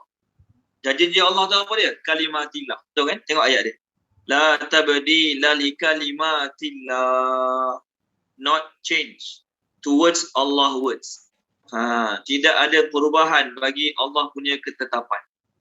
Jadi orang musyrikin, Allah nak cakap dengan Nabi Muhammad, orang musyrikin Mekah tu Muhammad, orang yang Allah Ta'ala telah tetapkan mereka tidak akan beriman. Mereka memang tidak akan beriman. Walaupun datang pada mereka setiap tanda, sampailah mereka melihat azab yang pedih. Maka ayat-ayat macam ni akan timbul soalan yang biasa ditanya. Kenapa Allah tetapkan mereka tidak beriman? Kan? Soalan macam ni, ayat-ayat macam ni akan timbul soalan lain pula. Kenapa Allah tetapkan mereka tak nak beriman? Jadi nampak macam Allah zalim lah. Allah dah takdirkan di Lauh Mahfuz dia tak nak beriman. Lepas tu dia pun tak beriman. Lepas tu dia pun kena azab. Jadi kalau ikut macam ni, Allah zalim lah kan? Kita buat skrip cerita. Saya tukang pengarah filem. Saya pengarah filem. Saya buat gini, dia penjahat. Okay, dia kena masuk penjara. Jadi saya yang arahkan dia jadi penjahat. Lepas tu saya yang arahkan dia kena tangkap. Salah tak saya? Salah saya. Dia terpaksa ikut apa yang saya arahkan kalau saya pengarah filem. Jadi Allah Ta'ala pun kalau pengarah filem seolah-olah apa kita buat semuanya kehendak Allah Ta'ala. Jawapan dia, Allah tetapkan berdasarkan pengetahuan Allah. Allah dah tahu dah dia ni tetap akan pilih jalan yang salah walaupun depan dia ada 1000 kebenaran. Oleh kerana Allah tahu dia akan pilih jalan yang salah, Allah pun tetapkan di Lauh Mahfuz dia akan pilih jalan yang salah. Kita ni ke syurga ke neraka, Allah dah tahu semasa kita dalam tulang sulbi ayah kita lagi. Bukan masa kita lahir baru Allah tahu. Kita dalam tulang sulbi ayah kita lagi Allah dah tahu dah kita akan ke syurga ke neraka. Jadi orang kafir bila dia baca Al-Quran ayat-ayat macam ni akan timbul pertikaian dalam diri mereka terhadap ayat-ayat Allah, betul kan? Kita orang Islam ingat 3 perkara je. Jumpa ayat-ayat macam ni, Allah buat dia kafir, Allah tentukan di Lauh Mahfuz dia kafir, dia pun mati sebagai orang kafir. Jadi kalau tanya kenapa dia kafir, Allah dah tentukan di Lauh Mahfuz dia kafir. Salah Allah, siapa suruh Allah tentukan dia kafir? Tak boleh cakap macam tu. Sebagai orang Islam, 3 jawapan kita kena pegang. Pertama, Allah tak zalim. Pertama, Allah tak zalim. Setuju tak? Setuju. Allah tak zalim. Jadi kalau ikut literal ayat ni, Allah yang tetapkan mereka tidak beriman, lalu mereka mati tidak beriman. Zalim dah Allah kan? Pertama, orang Islam kena ingat Allah tak zalim. Walaupun sebesar zarah, Allah tidak akan menzalimi mana-mana hamba-Nya. Itu satu. Yang kedua, Al-Quran sebut semua pendosa, semua pendosa akan mengakui kesalahan mereka masing-masing. Tak ada apa ke akhirat nanti, pendosa tu akan jawab depan Allah, saya tak bersalah. Saya buat macam ni sebab Allah dah tentukan di Lauh Mahfuz. Saya buat macam ni sebab Allah dah tentukan saya di Lauh Mahfuz. Di Lauh Mahfuz Allah dah tentukan dah saya yang pilih untuk jadi kafir. Jadi saya jadi kafir ni kerana ketentuan Allah. Tak ada seorang pun akan cakap macam tu ke akhirat. Semua akan mengaku dosa-dosa mereka. Dalam surah Ghafir ayat 11 ada, dalam surah Al-Mu ayat 10-11 pun ada. Fa'tarafu bi dhanbihim wa qalu law kunna nasma'u aw na'qilu ma kunna fi ashabis sa'ir fa'tarafu bi dhanbihim fasuhqan li ashabis sa'ir. Dalam surah Al-Mu ayat 10-11 saya baca, kita dapat satu. Mereka berkata, kalaulah dulu kat dunia kami dengar, kami ikut, nescaya kami mesti tak masuk neraka yang menyala-nyala ni. Fa'tarafu bi dhanbihim. Mereka pun mengaku dosa-dosa mereka. Ke akhirat nanti, semua orang yang bersalah, sama ada dia kafir ataupun dia Islam yang pendosa, dia akan mengaku salah-salah mereka. Tak ada seorang pun akan cakap, kami tak boleh dipersalahkan sebab kami hanya mengikut takdir Allah Ta'ala saja. Tak ada seorang macam. Yang kedua, kita kena pegang. Yang ketiga, Allah tidak akan ditanya apa yang dia buat, manusia akan ditanya apa yang dia buat. Ni poin kita ketiga. Puan Zarina ada? Puan Zarina ada? Puan Zarina? Puan Zarina tolong baca boleh? Ada. Okey, surah Al-Anbiya Puan Zarina, surah Al-Anbiya ayat 22. Muka surat Ustaz? Muka surat 323. Surah ayat 23. 323 ayat 23. 323 ayat 23. Sikit je ayat dia.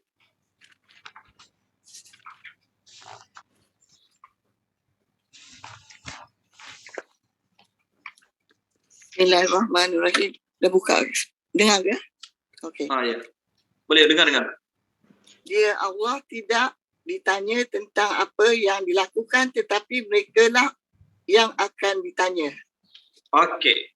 Puan Zarina, satu page lagi boleh? 468 ayat 11. 468. Ayat 11. Ni, tiga perkara kita pegang. Iaitu kaum Fir'aun. Mengapa mereka tidak bertakwa? Puan, page 468 ayat 11. 468. Oh, 468. Ayat 11.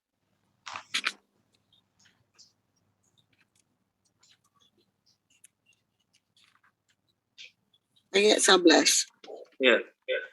468 ayat 11. Ghafir. Mereka menjawab, ya, Tuhan kami, Engkau telah mematikan kami 2 kali dan telah menghidupkan kami 2 kali pula. Lalu kami mengakui dosa-dosa kami.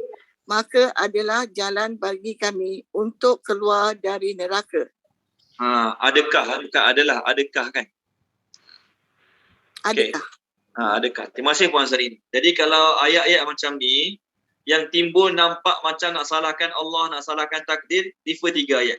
Ayat 11 surah Ghafir. Ke akhirat nanti orang kafir akan mengaku dosa-dosa dia. Kami mengaku dosa-dosa kami, we recognize, we confess our sins.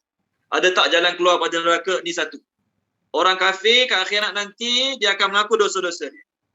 Yang kedua, ayat 23 tadi, surah Al-Anbiya. Allah tidak akan ditanya terhadap apa yang dia buat. Bahkan, orang akan ditanya. Orang tak akan tanya Allah ke akhirat. Ya Allah, kenapa takdirkan saya hidup kafir, mati kafir? Ya Allah, kenapa takdirkan saya lahir pada mak ayah yang kafir? Kenapa tak takdirkan saya lahir di kalangan orang-orang yang mak ayah dia orang Islam? Allah tak akan ditanya ke akhirat nanti. Yang ketiga, Allah tak zalim. Banyak ayat Quran Allah sebut Allah tak zalim.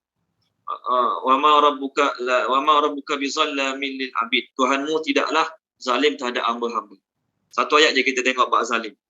Jadi kalau orang timbul ayat-ayat tentang keraguan macam tu, refer terus tiga ayat. Pertama, ayat 23 surah Al-Anbiya. Kedua, ayat 11 surah Ghafir. Ketiga, juzuk 20. Sekejap saya nak cari perkataan Allah tak zalim ni. Muka surat 481, boleh tak 481? Galaxy Z Fold. Galaxy Z Fold siapa ya? Tolong baca boleh? Galaxy Z Fold. Ada tak? Okey, baik, tak apa. Datuk Effendi tolong baca boleh Datuk Effendi? Datuk Effendi ada? Ada Ustaz. Okey, 481 ayat berapa Ustaz? Bawah sekali, 46. 46. Bismillahirrahmanirrahim. Barang siapa mengerjakan kebajikan, maka pahalanya untuk dirinya sendiri, dan barang siapa berbuat jahat, maka dosanya jadi tanggungan dirinya sendiri. Dan Tuhanmu sama sekali tidak menzalimi hamba-hambanya. Okey, terima kasih Datuk. Jelas cukup 3 ayat ni untuk kita orang Islam kan? Allah tak zalim, Allah tidak akan ditanya ke akhirat terhadap apa yang dia buat, dan semua pendosa akan mengaku kesalahan-kesalahan mereka ke akhirat. Itu macam ayat kita ni. Allah yang tetapkan mereka kafir kerana Allah tahu mereka adalah orang yang tetap akan memilih kekufuran walaupun depan dia ada sejuta dalil kebenaran. Sebab tu Allah tetapkan dia mati dalam keadaan kafir. Sebab Allah tahu, Allah sebelum Allah tentukan di Lauh Mahfuz, Allah dah tahu apa yang dia akan pilih. Allah dah tahu apa yang dia akan buat. Sebab tu Allah dah tulis awal apa yang dia akan tulis, apa yang dia akan buat. Sahabat-sahabat baru mungkin tak pernah dengar lagi analogi raja keluar kot bumbung. Ingat tak analogi raja keluar kot bumbung? Seorang raja dia penasihat. Ni analogi ceritanya kan cerita betul. Cerita ni direka untuk faham takdir. Penasihat dia ni seolah-olah Lauh Mahfuz lah. Penasihat dia ni seolah-olah Lauh Mahfuz takdir untuk dia. Seolah-olah. Jadi dia pun tanya penasihat dia. Kamu hebat kan? Tahu future kan? Lauh Mahfuz kan tahu future. Kamu teka, better nak keluar kot mana daripada istana ni? Better nak keluar kot pintu depan ke? Pintu kanan ke? Pintu kiri ke? Pintu belakang? Maka Lauh Mahfuz, penasihat tu jawab kat raja. Mana cik tuanku? Kalau saya tulis tuanku keluar pintu depan, tuanku boleh ubah keluar pintu belakang. Jadi Lauh Mahfuz salah kalau macam tu, betul kan? Kalau saya tulis tuanku keluar kat pintu kiri, tuanku keluar kat pintu kanan. Jadi orang akan kata Lauh Mahfuz tak betul. Lain pada apa terjadi. Jadi to be fair, Lauh Mahfuz jawab lah. Tuanku keluar kat mana tuanku nak keluar, saya akan tulis. Saya akan tulis kat mana tuanku akan keluar, dan saya akan lipat kertas tu bagi tuanku simpan. Jangan buka. Dan tuanku boleh pilih nak keluar kot mana. Kanan ke, kiri ke, depan ke, belakang. Setuju? Okey, setuju. Maka penasihat dia yang Lauh Mahfuz tadi tulis. Tuanku akan keluar kot gini, lipat-lipat dalam sampul surat, bagi kat raja. Raja ambil bola poket. Raja tu kata, konon-kononnya nak berfikir luar kotak. Konon-kononnya berfikir luar kotak. Dia pun kata, pengawal, ambil tangga untuk better. Better nak keluar kot bumbung. Ambil tangga, pasang, buka shilling. Dia pun tak majak tangga, buka shilling, keluar kat bumbung. Hooray! Sampai bawah keluar. Dia kata apa? Mesti benda ni tak ada dalam fikiran Lauh Mahfuz. Betul kan? Dia pun buka kertas tadi. Tertulis dalam kertas tadi apa dia? Tuanku akan keluar kat bumbung guna tangga dengan tersenyum. Senyum tu ada sekali. Boleh tak dia kata? Boleh tak raja ni kata? Aku keluar kat bumbung guna tangga sebab hang tulis. Boleh tak dia cakap macam tu? Tak boleh. Siapa yang pilih nak keluar kat tangga guna bumbung? Siapa yang pilih nak keluar kat bumbung guna tangga? Siapa yang pilih? Dia sendiri yang pilih, betul kan? Dia sendiri yang pilih, betul? Dan apa yang dia pilih itulah sebenarnya telah tertulis di Lauh Mahfuz. Dia tak boleh salahkan penasihat dia yang nama Lauh Mahfuz tadi. Sebab hang tulis aku keluar kat atas tu. Macam tulis aku keluar kat lain. Mesti keluar. Tak. Dia tak disalahkan. Sebab dia yang pilih. Ini analogi. Cerita ulama reka. Nak suruh faham bab takdir. Jadi orang yang buat dosa maksiat, orang yang terjadi apa-apa dalam kehidupan dia, dia tak kata dia takdir. Dia berlaku sebab pilihan. Dosa maksiat dia, kekufuran dia kadang-kadang sebab pilihan. Jadi Allah dah tahu awal apa dia akan pilih. Sebab tu Allah dah tulis awal apa kita akan buat. Kita akan buat maksiat malam ni, kita akan buat kebaikan malam ni. Allah dah tahu dah apa kita akan pilih untuk buat malam. Kita je tak tahu lagi. Jadi oleh kerana Allah dah tahu dah, Allah dah tulis dalam Lauh Mahfuz apa yang kita akan pilih. So samalah kat sini. Orang-orang yang Allah dah tulis di Lauh Mahfuz, dia tidak akan beriman. Memang tak akan beriman. Walaupun datang sejuta dalil kebenaran pada dia. So timbul soalan lah.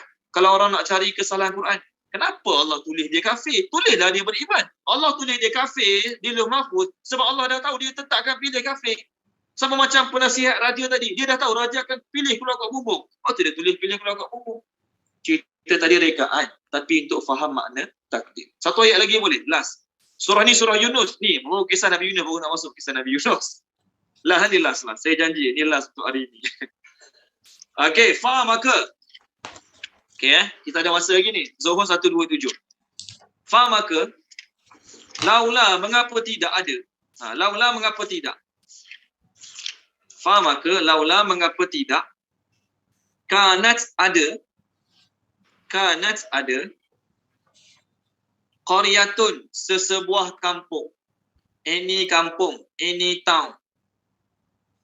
Falaula kanat qaryatun, di mana maka mengapa tidak ada sesebuah kampung, any kampung. Qaryah tu kampung lah. Maksud kampung tu penduduk dalam kampung tersebut. Amanat yang beriman. Amanat yang beriman. Fa maka nafa'aha memberi manfaat kepadanya. Nafa'aha memberi manfaat kepadanya. Imanuha oleh imannya. Imanuha oleh imannya. Illa melainkan. Okay. Kaum Yunus, kaum Nabi Yunus. Kaum Yunus, kaum Nabi Yunus. Ni surah Yunus. Inilah kali pertama ayat pasal Nabi Yunus dan ayat ni sahaja kisah Yunus. Surah Yunus tapi satu ayat je pasal Nabi Yunus. Tak ada pasal Nabi Yunus kat lain. Lama tak sekala ataupun apabila. Lama terjemah dia tak sekala ataupun apabila. Amanu mereka beriman.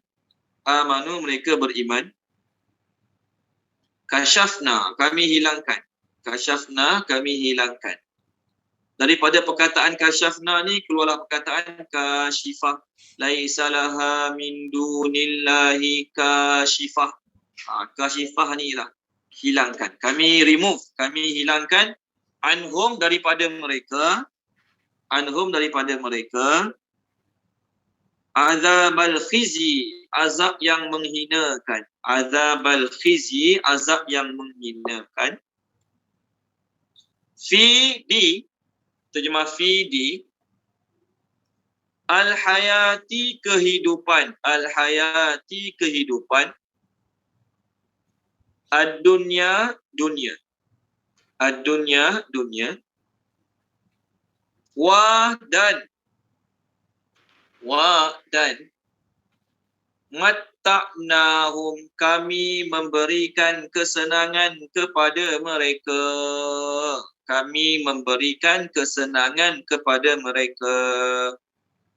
We give them enjoyment. Apa dia kata? We give them enjoyment. Kami memberikan kesenangan kepada mereka ila sehingga hinin satu tempoh masa.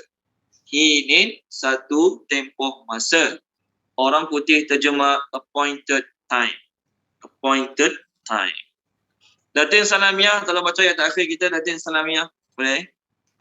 InsyaAllah Ustaz. Bismillahirrahmanirrahim.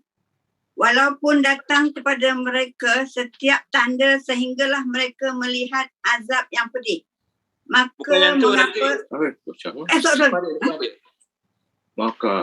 Mengapakah tidak? Itu 97, 98, 97. Maka mengapa tidak ada sesebuah kampung yang beriman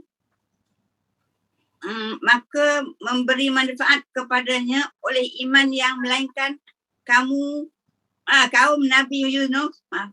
Tatkala mereka beriman, kami hilangkan daripada mereka azab yang menghinakan di kehidupan dunia dan kepada mereka sehingga satu tempoh masa, dan kami memberikan kesenangan kepada mereka sehingga kami tempoh masa. Sehingga satu tempoh masa. Terima kasih Datin. Ayat 98 ni kisah Nabi Yunus. Surah ni surah Yunus. Dinamakan surah Yunus sebab ayat ni. Satu ayat je pasal Nabi Yunus. Allah kata, kenapa tidak ada satu kampung pun sebelum ni yang mana imannya bermanfaat kepadanya. Maknanya apa dia? Kaum sebelum Nabi, kecuali kampung Nabi Yunus, kaum Nabi Yunus. Maknanya sebelum zaman Nabi Yunus, sebelum Nabi-Nabi dan umat-umat sebelum zaman Nabi Yunus, mereka beriman. Tapi masa mereka beriman, iman tu tidak lagi bermanfaat kepada mereka. Sebab apa? Mereka beriman setelah melihat azab. Azab dah datang baru, okey kami percaya. Masa azab dah datang baru percaya. Tengok surah Ghafir. Boleh tak tengok surah Ghafir? Ayat terakhir surah Ghafir. Saya buka surat jap. Okey. Tolong terjemahkan dia boleh? Puan Indrawati tolong baca. Puan Indrawati. 476 ayat 8485. 476 ayat 8485. Ayat 8485. Maka ketika mereka melihat azab kami, mereka berkata, kami hanya beriman kepada Allah sahaja dan kami ingkar kepada sembahan-sembahan yang telah kami sekutukan dengan Allah. Maka iman mereka ketika mereka melihat azab kami tidak berguna lagi bagi mereka. Itulah ketentuan Allah yang telah berlaku terhadap hamba-hambanya. Dan ketika itu rugilah orang-orang kafir. Terima kasih Puan Indrawati. Mereka saja tak beriman. Tapi bila azab Allah datang, baru nak beriman. Maksudnya iman dia berguna tak? Tak berguna iman. Macam Fir'aun minggu lepas kita cerita kan. Sebelum tu tak beriman, dah tenggelam dalam banjir, dalam air, dalam laut, baru nak beriman. Jadi Allah Ta'ala kata, mengapa tidak ada satu kampung pun yang imannya bermanfaat kepadanya? Maksudnya, kenapalah kampung-kampung sebelum ni, mereka tak beriman sebelum azab datang? Kalaulah mereka beriman sebelum azab datang, iman mereka pasti bermanfaat bagi mereka. Kalaulah mereka beriman selepas azab datang, jadilah macam ayat kita baca tadi. Yang Puan Indrawati baca untuk kita tadi. Dah tengok azab datang, baru nak beriman. So, iman masa tu tak ada manfaat lagi lah. Kecuali kaum Nabi Yunus. Nabi Yunus ni kaum dia special sikit. Macam mana cerita dia? Sa'id bin Jubair. Ceritanya dalam tafsir Hasyiah Sawi daripada Sa'id bin Jubair. Bila berkata, Nabi Yunus ni tinggal kat sebuah kampung namanya Ninawa. Nama kampung dia Ninawa. Nun ya nun wawiyah. Ninawa. Ninawa ni kat mana? Mausul. Mausul ni kat mana? Iraq. Nama kampung kat Iraq. Nabi Yunus ajak mereka sembah Allah. Nabi Yunus ajak mereka tinggalkan berhala-berhala. Mereka tetap tak nak tinggalkan sembahan berhala. Lalu Nabi Yunus cakap pada mereka, azab akan datang pada kamu dalam masa 3 hari lagi. Azab akan datang pada kamu dalam masa 3 hari je lagi. Lalu kaum mereka ni cakap apa sama-sama mereka? Kaum-kaum dia cakap apa? Sama-sama mereka. Dia tu tak pernah menipu pun. Yunus ni tak pernah menipu. Semalam, tadi dia warning kita, 3 hari nanti kita akan dapat azab bencana. Jadi malam ni kita tengok. Malam ni kalau dia masih tidur kat kampung kita lagi, maksudnya dia tipu kan. Tapi kalau malam ni dia tak ada, dia lari keluar pada kampung kita, maknanya apa yang dia janjikan tu memang confirm berlaku. Ni kaum mereka. Lalu apa berlaku di malam harinya? Mereka tengok awan yang besar, awan yang gelap memayungi mereka beserta asap yang sangat tebal. Ibnu Abbas kata jarak azab dengan mereka pada masa tu lebih kurang 3 batu. Ada riwayat lain mengatakan satu batu je lagi azab di antara mereka dengan azab pada masa itu. Lalu mereka keluar cari Nabi Yunus. Malam tu keluar cari Nabi Yunus. Cari tengok tak ada. Cari Nabi Yunus dah ada malam. Apa mereka buat? Malam tu juga mereka suruh semua orang kampung keluar rumah, pergi kat padang, pakai pakaian paling buruk, paling lusuh, minta ampun pada Allah Ta'ala. Malam tu juga azab dah sikit ni tu, minta ampun pada Allah Ta'ala. Mereka keluar, semua anak isteri keluar pergi padang, pakai pakaian paling lusuh, paling buruk, minta amanna bima ja'a bihi Yunus. Kami beriman dengan wahyu yang diberi pada Nabi Yunus. Pada malam tu juga, ketua mereka berpesan, mana-mana kezaliman kamu pernah buat, minta maaf pada orang kamu zalimi, pulangkan balik hak-hak mereka. Sehingga Sa'id bin Jubair kata, ada orang yang pada malam tu, pergi kat rumah dia, pecahkan dinding rumah dia, tahu buat apa? Pulangkan balik batu-batu orang lain yang dia ambil. Rumah dia buat pada batu-batu yang dia ambil secara menzalimi atau orang lain. Dia pergi rumah dia, pecahkan dinding rumah dia, ambil batu-batu tu, pulang balik ke orang yang dizalimi malam tu. Kerana takut azab Allah SWT. Mereka pada malam tu tanya ulama yang masih ada kat zaman di tempat mereka, apa nak baca? Maka ulama tu kata, ni dalam riwayat Imam Tabrani kata ulama tu ajar baca ya hayyu hina la hayyu, wahai yang maha hidup ketika mana satu hari nanti tidak ada siapa yang hidup, Allah lah. Ya hayyu yuhyil mauta, wahai yang maha hidup yang boleh hidupkan orang yang mati. Ya hayyu la ilaha illa anta, wahai Tuhan yang maha hidup, tidak ada Tuhan melainkan engkau. Ini riwayat Imam Tabrani. Mereka pun baca ayat itu banyak-banyak kali, Allah Ta'ala singkatkan azab daripada mereka.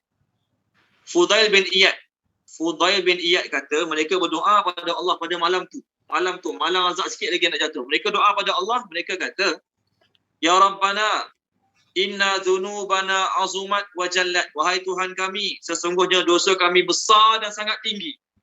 Dosa kami besar dan sangat tinggi. Fa innaka a'zam wal ajal. Tapi engkau lagi besar dan lagi tinggi. Dosa kami besar tinggi, tapi engkau lagi besar lagi tinggi. Engkau berhak melakukan apa yang kau lakukan dan kami tak berhak menolak apa yang berhak kami ditimpakan. Itu kata-kata mereka pada Allah Ta'ala. Maksudnya kau boleh buat apa kau nak buat. Dan kami tak berhak nak tolak apa yang kau timpakan pada kami. Tapi ampunkanlah dosa. Lalu Allah Ta'ala ampunkan dosa mereka pada malam tu. Azab dijauhkan, azab diremovekan semula daripada mereka. Nabi Nuh AS masa tu tunggu kat laut, tepi pantai. Selepas hampir-hampir 3 hari, dikatakan pada Nabi Yunus, baliklah semula kamu pada kaum kamu. Maksudnya Nabi Nuh dah jauh dah pada kampung dia, dah kat tepi laut dah. Maka Nabi Yunus kata, aku tak boleh balik semula kat kampung aku. Nanti mereka cok aku penipu. Dan hukuman bagi orang penipu adalah hukum bunuh. Maka akhirnya kapal datang, Nabi Yunus tumpang kapal tersebut. Di tengah-tengah laut, kapal tersebut menghadapi masalah berat muatan. Maka kefahaman orang-orang zaman tu, biasanya kapal sebelum bergerak tadi okey, tengah-tengah laut susah nak bergerak sebab ada hamba yang lari pada Tuhan dia. Jadi hamba lari pada Tuhan berdosa lah bagi mereka. Jadi di kalangan kita ni ada hamba yang lari pada Tuhan dia. Cari siapa? Tak ada ngaku. Atau kan hamba tu nak ngaku, saya yang lari tu takkan ngaku. Bodoh lah ngaku masa tu. Terpaksa cabut undi. Siapa yang perlu dilemparkan ke laut. Akhirnya cabut-cabut undi, Nabi Yunus kena. Dia pun dilemparkan ke laut, lalu dimakan oleh ikan nun. Itu nama dia Zannun. Dalam tu dia ada 3 kegelapan. Kegelapan malam, kegelapan laut dan kegelapan perut ikan. Dia pun berdoa pada Allah, La ilaha illa anta subhanaka inni kuntu minaz zalimin. Allah Ta'ala pun buat ikan tu, lempar dia semula kat tepi pantai kampung dia. Ketika mana sampai kat pantai, 40 hari duduk dalam laut dan perut ikan. Letih tak nak makanan. Maka Allah Ta'ala tumbuhkan pokok labu bagi dia. Jadi labu ni banyak khasiat. Cuma tak pastilah labu tu labu Arab ke labu Malaysia, tak pasti. Nabi suka makan labu. Dalam hadis Nabi suka makan labu. Kisah Nabi Yunus pun Allah tumbuhkan pokok labu. Mungkin labu ni ada keistimewaan dia sendiri, kita tak tahu. Kena kajilah tu. Nabi Yunus makan, balik semula ke kampung dia tengok orang kampung dia telah beriman. Lalu mereka menyayangi Nabi Yunus dan beriman dengan Nabi Yunus. Jadi kaum Nabi Yunus ni, mereka selamat daripada azab yang mereka tengok nak datang. Oh, kenapa mana Aceh orang lain tak dapat, dia dapat? Sebab mereka hanya tengok permulaan azab datang. Azab belum datang lagi ke mereka. Maksudnya, kaum-kaum lain dah tengok azab datang pun buat bodoh lagi. Umat-umat lain dah tengok azab datang buat bodoh lagi. Dah kena baru nak beriman. Allah tak bagilah iman. Allah tak terimalah iman. Adapun mereka tengok azab datang terus beriman. Sempat lagi alhamdulillah selamat daripada azab tersebut. Lalu Allah kata dalam ayat ni, kami beri kesenangan. Kami remove daripada mereka azab yang menghinakan di dunia. Adakah maksud ayat ni mereka selamat kat dunia saja, kat akhirat tak selamat? Tak. Mereka selamat juga kat akhirat. Jumlah mereka lebih pada 100,000 orang. Tengok surah Saffat boleh. Surah Saffat, Puan Izawani telah baca surah Saffat. Selepas surah Yasin, ada surah Saffat. Mereka beriman dengan Nabi Yunus dan jumlah mereka lebih pada 100,000 orang. Jadi ayat ini nak tunjukkan oleh kerana mereka beriman dengan Nabi Yunus sebenar-benar iman, mereka selamat dunia akhirat lah, bukan selamat kat dunia sahaja. Muka surat sekejap 440 441. Okey, muka surat 451. Puan Izawani 451. Ayat 139 sampai 148. 139 sampai 148. Boleh? Boleh. Bismillahirrahmanirrahim. 139. Dan sesungguhnya Nabi Yunus adalah daripada rasul-rasul kami yang diutus. 140. Ingatlah peristiwa ketika dia melarikan diri ke kapal yang penuh muatan. 141. Dengan satu keadaan yang memaksa, maka dia pun turun mengundi, lalu dia termasuk daripada orang yang kalah undi atau yang dilemparkan ke laut. 142. Setelah itu, dia ditelan oleh ikan besar dalam keadaan tercela akibat meninggalkan dakwahnya. 143. Maka, kalaulah sekiranya dia bukan daripada orang yang sentiasa mengingati Allah. 144. Nescaya dia akan tinggal di dalam perut ikan itu sehingga ke hari manusia dibangkitkan dari kubur. 145. Oleh itu, kami campakkannya dia keluar dari perut ikan ke tanah yang tandus di tepi pantai sedangkan dia dalam keadaan sakit. 146. Dan kami tumbuhkan untuk mengubatinya sebatang pohon labu air berdaun lebar. 147. Dan Nabi Yunus yang tersebut kisahnya itu kami utuskan kepada kaumnya yang seramai 100,000 atau lebih. 148. Setelah berlaku apa yang berlaku, maka mereka pun beriman. Lalu kami biarkan mereka menikmati kesenangan hidup hingga ke suatu masa yang ditetapkan. Okey. Terima kasih Puan Izawani. Kalau dia tak zikir dalam perut ikan tu, Nabi Yunus tak zikir dalam perut ikan tu, Allah akan biar dia dalam perut ikan sampai sekarang. Sampai sekarang lah dia dalam perut ikan tu. Tapi wujud dia zikir, apa zikir dia? La ilaha illa anta subhanaka inni kuntu minaz zalimin. Jadi kaum mereka beriman, oleh kerana beriman, Allah selamatkan kehinaan dunia, Allah selamatkan juga kehinaan akhirat. Tengok muka surat 329, saya baca boleh? 329. Ni doa yang kita nak amalkan. Semua buka 329 ayat 87. Ada tak siapa-siapa belum baca lagi? Saya rasa semua dah baca dah, alhamdulillah. Page 329, okey. Ayat 87. Puan Zaliha Daud tolong baca boleh? Puan Zaliha binti Daud. Boleh tak Puan Zaliha tolong baca? Boleh Ustaz, sekejap ya. 329 ayat 87. 39. Jadi nama dia Zannun. Zannun dia Nabi Yunus. The man of the fish. The man of the fish. Bismillahirrahmanirrahim. Dan ingatlah kisah Nun, iaitu Nabi Yunus ketika dia pergi dalam keadaan marah, lalu dia menyangka bahawa Allah tidak akan menyulitkannya. Maka dia berdoa dalam keadaan yang sangat gelap. Tidak ada Tuhan selain pada Engkau. Maha suci Engkau. Sesungguhnya aku termasuk golongan yang zalim. Satu ayat lagi. Seterusnya Puan. 88. Ya.